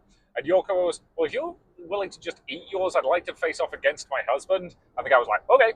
And then just immediately ate his. Yep. Because, again, like, I don't think anybody on that one went more than, like, 2, maybe 3 rounds. Yeah. Because, again, part of the fun is just getting a bunch of different people up. And just seeing all the personalities and how they duel. And, like, again, tea dueling is dumb and stupid and ridiculous in all the best ways. And everybody doing it over the entire weekend understood that. Like, nobody was taking it super seriously, as you should not. Yeah, it's really nice to just kind of know that we're becoming more and more known in the steampunk community. People were actually asking us our names this weekend. Yeah, yeah, it's great. We bumped into Tom. What's Tom's last name? I don't remember. Who's among other things was DJing for one of the music events at Yep. this. And yeah, I was going, yeah, I see you guys on average like 9 days a year. I should probably learn your names, which I did very much appreciate. Yeah. A lot of other people asked too. I'm really polite about it. So, one person did call me Carolyn a couple times, but they were good at remembering my name at least. So, it's better than Rob, who can't remember it to save his life, despite the fact that he knows me for like 4 years at this point and just kind of mumbles the back half of my name. The joys of getting gesticulated at by a state trooper. I think they just wanted you to move over. Yeah, he just wanted me out of his way. It's just I was trying to do that. Dear, dear, dear. So anywho, at that point, we actually did just go around and like talk to people for a bit. Yep. And then we headed out. Yep. Which we could have stayed a bit later, but again, last weekend was, I think, long and pretty rough on us. Trying to pace ourselves a little bit better. Again, it's been a difficult month just with a few, like, you injuring your foot and, the thing with the power and, like, various other shenanigans have just, like, generally made it I don't know. I think we needed a quieter, just, like, feel-good con this weekend, and I think we had that. Like, I do not have any regrets about this con in any way. It's just, it was kind of what we needed, which is a good thing. So yeah, sorry if we couldn't do quite as much at this con as we did at previous cons, but this is more of a vibes con for us anyway, I think. Yeah. And I'm definitely glad we went. Oh yeah, and again, I think my only major criticism is just, as we said near the start, they're running up against the absolute upper limit of what this venue They're running up against the upper limit of what they can do, and I really do think it is just, it's kind of a hard con for people who can't get hotel rooms for whatever reason there. Like, there's just no place for you to go during certain hours if you want to, like, experience all of it. So those would be our two criticisms, but still pretty fun. Oh, yeah. And also, like, a little bit of disorganization, but I just kind of expect that with the steampunk community. I expect that with most cons, generally. We probably should, before we move on to top 5 favorite moments, or top 3 favorite moments, explain the con game. Oh, yeah, the con game. Well, I was going to put that under stuff we didn't really do. Okay. So should we kind of talk about stuff we didn't do, and then we'll kind of talk about the con game at the end of that? So then, there were a lot of bands we did not see. River Bubble Magic, Tribal Infinity, Knives, Nerds and Noir, which I think is a variety show with a bunch of different people. Yep. Frenchie and the Punk. This one's folded over on the schedule, so I can't actually read it. They had karaoke. Bunch of sword panels, history, stuff about the occult. Very, like, author who does steampunk cons was here. A lot of workshops. Make your own dice, make your own bottles, make your own bracelets. Leather workshop. Some DM 101s and Dungeon and Dragons 101 workshops, which we didn't attend because we play Dungeon and Dragons already. Yeah, both of us know how to GM. Some concert making stuff, or some performance making stuff, candlelight show, Crystal, Young Love, Another Thing, Treble Infinity, Guitar Me of One, Dancing the Double Dice with DJ Zoffel, and some song circles with Steam Accordion. And a bunch of other stuff. Again, I can't label everything that's on this. Something called Steampunk Dragon Poker, which seemed like poker, but a lot more complicated based on the description. Yeah, a lot of various bits and bobs that we didn't manage to make it do for one reason or another. Like, sometimes it was simple as it was across from something else we wanted to do. Sometimes it was just our batteries were kind of shot at certain points. Yeah, and again, we do love the steampunk community to bits. But again, it's also a lot, and that's okay. Yeah. Sometimes you need that little bit of a quieter weekend, and I don't mind this con being a little bit of a quieter weekend because just. And you can be in this con for an hour and still have a delightful time. Yeah. Again, the people are just wonderful, wonderful people, and that's one of the things I really do want to highlight about this convention is just how gosh darn nice everybody is. Right down to the fact that I felt the need to say gosh darn rather than anything worse. Yeah. Yeah, they're just aggressively nice people. And again, like, a lot of these are people that we haven't seen since last year who actively remember us. Yeah, which we appreciate a lot. And vice versa. Like, you're just going to see a lot of cool and interesting and weird stuff. But yeah. So should we talk about the con game? Yeah. So Key City is actually a con that really goes in for its con games in a way that a lot of other conventions just kind of don't bother with. Yeah, last year they had 5 separate teams you could be a part of because it was noir themed. We kind of sort of played last year. Last year they had a death mechanic, but only for the first part, and there were like 6 different parts, which was weird. I think they got rid of that. This time we didn't even really try, just because it's quite complicated, and I don't even really know where to begin. What do we know about it? So one element of it was you scanned a QR code, you signed up an account with, I can't remember what it was called. Like, it was some online website, which is fine. And then, like, that would give you quests to do that involved, like, crafting special things by finding ingredients. And the way you found those ingredients was by scanning QR codes at certain vendor stalls. And then you could cast certain spells. Yeah, by using those ingredients, which would help you, like, complete quests. And I don't know if those quests helped, like, your faction, because one thing I will say about Key City is they actually really go in for, like, the lore of the convention. Yeah. So according to the, like, lore, Key City itself is a steampunk city that I think has sunk into the underworld in some capacity. Well, I think it sunk into the underworld at the end of the last con game. Yeah. It wasn't in the underworld before, and, like, it was somewhere else before that was the effect of the last con game. I'm sure this con game will probably send it somewhere else. Quite possibly. Which is interesting. Yeah, again, it's they have fun with it. So that's one thing you could do. You could cast spells. We also saw people going on, like, physical quests where somebody sent them to, like, fetch items that were hidden around the convention center. You could also, like, get stickers for, like, attending events, which I think were quests. And I think vendors could also give you, like, specific quests.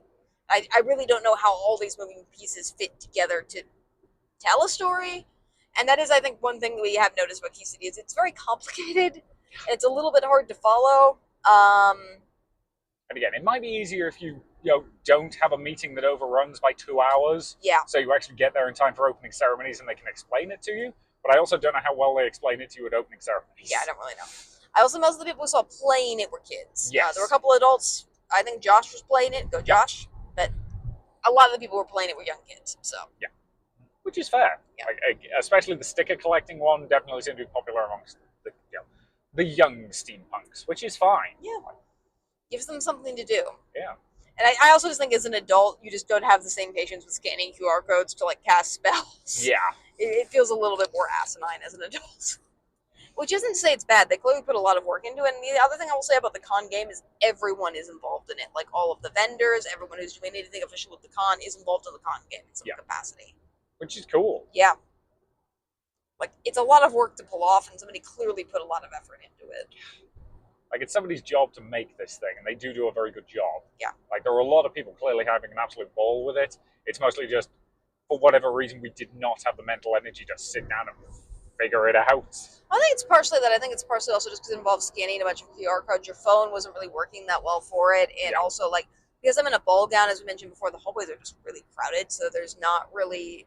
Yeah, it's hard to stop and scan a QR code. Yeah, and some of the stuff is also time sensitive because, like, the booths for the con games only open at certain times. Understandable. Those people have to sleep. So yeah, I think it is something that it seems to be been done a lot by, like, the kids at the con. But they seem to be having fun, and the few adults who are playing, I think, also are having a really good time. So. Oh yeah. Yeah. Again, definitely fun. Yep. Definitely kind of quirky and weird.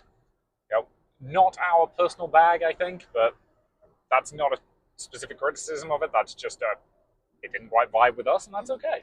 I think my issue with it is just, like, there are certain things, like, I would love to, like, go up to somebody and, like, be given, like, a quest that's just find something somewhere, because there were a couple, like, hidden item quests that I saw some people doing, and I'm like, that's fun, I want to do that. It's just, it would take 6 or 7 steps of playing this game for me to get to one of those quests, and I didn't really want to do the 6 and 7 other steps to, like, get me to actually talk to a person to give me that type of quest. Yes. Because I didn't really want to scan a bunch of QR codes. That was quite boring to me. And I didn't really want to go around to, like, different vendors and get stickers, because that's also pretty boring to me. And I'm not saying it's boring to everyone. It's just not something I personally particularly enjoy. am interested in. Whereas if it's like, follow this clue to like find this object that's like hidden around the convention, I love that type of stuff. See, there was definitely elements of that last year. Mm-hmm. Because I do remember like finding some hidden objects last year. Yeah. But it was also kind of interspersed with a bunch of other stuff, so it's just a little bit hard if you only want to do like one element of that. Yeah. Yeah. Again, I suspect the people who did it were having fun with it. Yeah. It just wasn't our bag. Yeah. Plus, it's also something for which the adults who I knew were like in on it, inventors and stuff like that, were clearly trying to help the kids play the con game most of all, which is fine. It's clearly something for the kids, but like as an adult playing it, I imagine you probably would have a hard time like figuring out some clues because you probably wouldn't be getting as much help. Yeah. So, anything else we want to talk about before we move on to top 3 con moments? I think those were the main things. Cool. Would you like to go first? I'm going to pick a moment that you might have to help me describe, which is Baby Mech from today. See, I knew you were going to call dibs on Baby Mech. So, one of the things that was present at this con was a mech suit. Yep. We saw it last year. We saw it last year. It's been modified since last year because the person who built it has clearly had a baby. Or stole a baby. Or possibly acquired a baby through illicit means. We don't really know. I say they've had a baby. I'm assuming it was probably their partner that had the actual baby because I think that person was male presenting. Even if you're male presenting, you can sometimes still have kids. Very true. So they've modified the mech suit such that so the legs of the mech suit are their own legs with like stuff around it, and then they're like hidden in the back. Mm-hmm. So they've modified it so that it now, they've got a papoose on their front so that it looks like the baby is piloting the mech. It's adorable. It's great. They got so many pictures of it. Well, and the baby, the baby's clearly confused because it's still like, it's mostly just surrounded by shiny stuff that it likes. And then later in the day, we saw the same baby, and it was fussy. And I'm sure it's just fussy because it's a baby, and it's been a long weekend. But I want to believe it was fussy just because it couldn't be in the mech suit anymore. Yeah. That was great. Like, there was a lot of people taking pictures of the baby mech, and so did I. Yeah. So again, like, and we will not share those photos online. Although I just randomly, the person who was clearly, I think the person who made the baby mech and at least acquired a baby somehow. Did post it online, so I think they're cool with it, but still, I don't post photos of other people's kids online without their permission. Yeah, obviously. But again, like, it was cute, it was fun, it was really cool, and it was just adorable.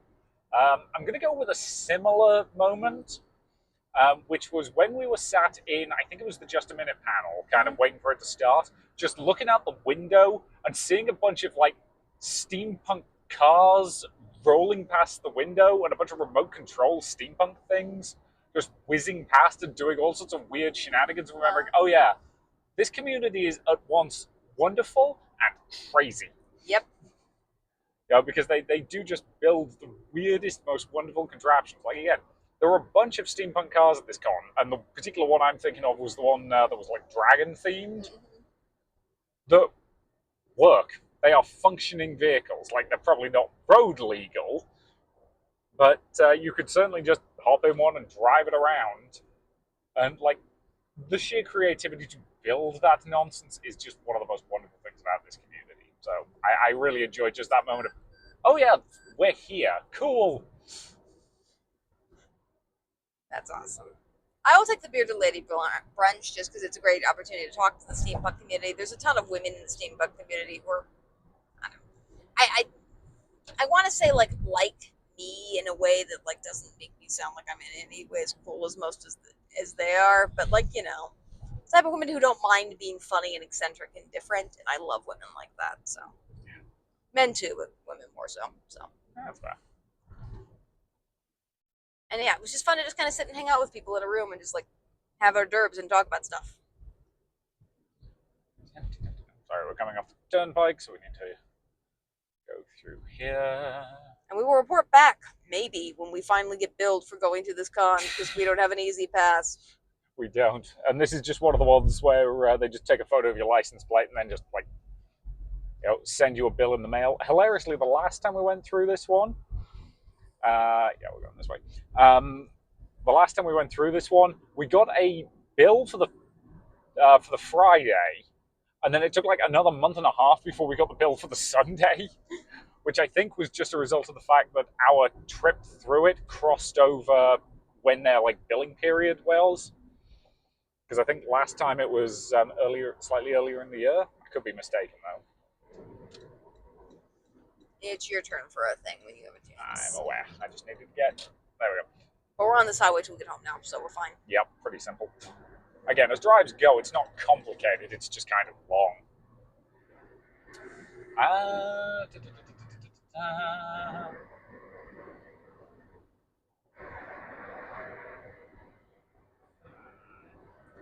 This is again a lot of like. There's been a lot of really good like individual interactions. I'm probably going to go with a just a minute panel if I'm honest. Because again, it's a unique thing that I don't see at other events. Like this is the only place I know of that does it. Yeah, it's a lot of fun to kind of see and watch a British game show, and the person like had like a radio recording thing that they played of the actual episode beforehand. Yep, yeah, it's pretty cool. Because every episode of Just a Minute starts with a minute waltz, and he had a bit of like Radio 4 style, banter beforehand that was pre-recorded. Because again, if you've ever listened to Radio 4, let's face it, it mentioned the Archers. If you're British, you know why that's funny. I'm not going to take the time to explain it, but trust me, everybody in the UK gets that joke. Yeah, I don't, but that's fine. I'll explain it to you later. But yeah, your third moment? I will take the cosplay contest. Because again, I was inspired to create. Which anything that inspires me to create and be creative is a lot of fun. And it's so nice to see a cosplay contest where I just really enjoy everything about it. So I'll take the cosplay contest. That's very valid. And you have one more?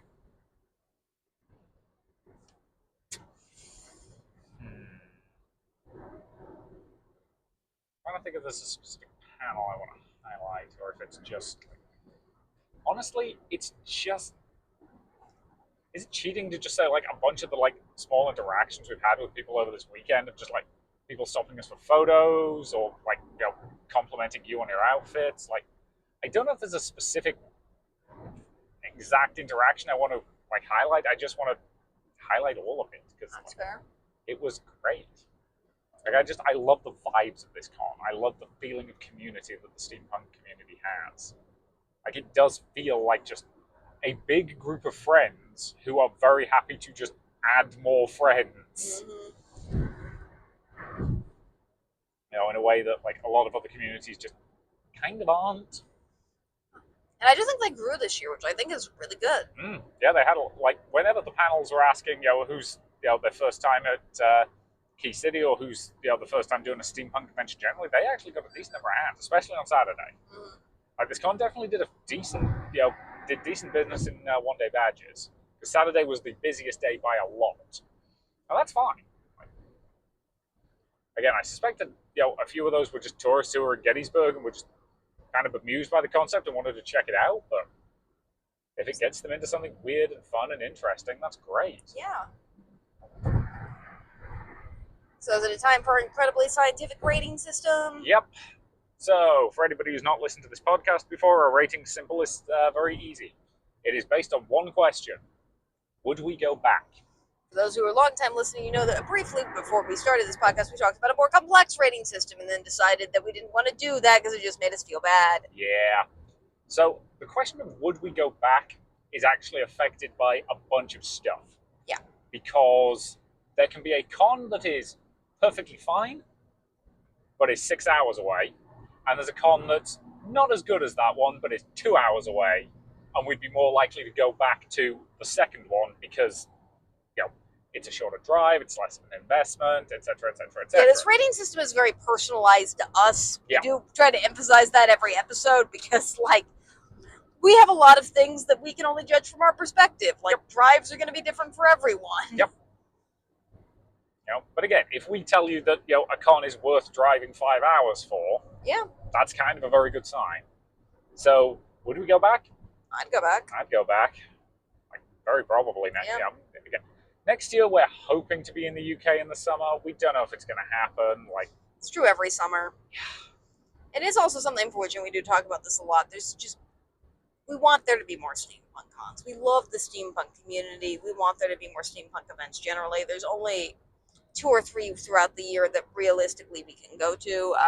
We reviewed Wild Wild West Con because they did a virtual con, which was fun, but it's not the same as being there in person. And like that's out in, I think, Arizona, Nevada, yeah. And like that's just not, particularly during the school year, feasible for us. We can't really go to that. So it's pretty much this one, Bourbon City. We're going to the Ohio Steampunk Festival, which is outdoors in 2 weeks. Yeah, which again, that's just a small, like, 1 day. I think it does run multiple days. We'll only do 1 day, but Yeah. that's mostly because we want a quiet thing that weekend, because that's the weekend before class starts. Yeah. So you need class prep, and I'm no longer getting, short-term Fridays. And I will admit I hate outdoor convention stuff. Like, I just do. I don't like sweating. I don't like being outdoors. And it's nothing against the steampunk community. I just don't like it. So we'll see what I'm even wearing for that. Yeah, you might go simple. Maybe. Smaller hoop. Smaller hoop. I don't even think that con has bathrooms. So yeah, that's the other element of that. I think it does. I don't remember. But Anyway, we shouldn't take away from this con experience. Exactly. Like, this is a lot of fun. And unlike anime cons, where like this level of anime con we can find closer to us, we probably wouldn't go back to an anime con that was 5 hours away unless it was like incredible. Yeah.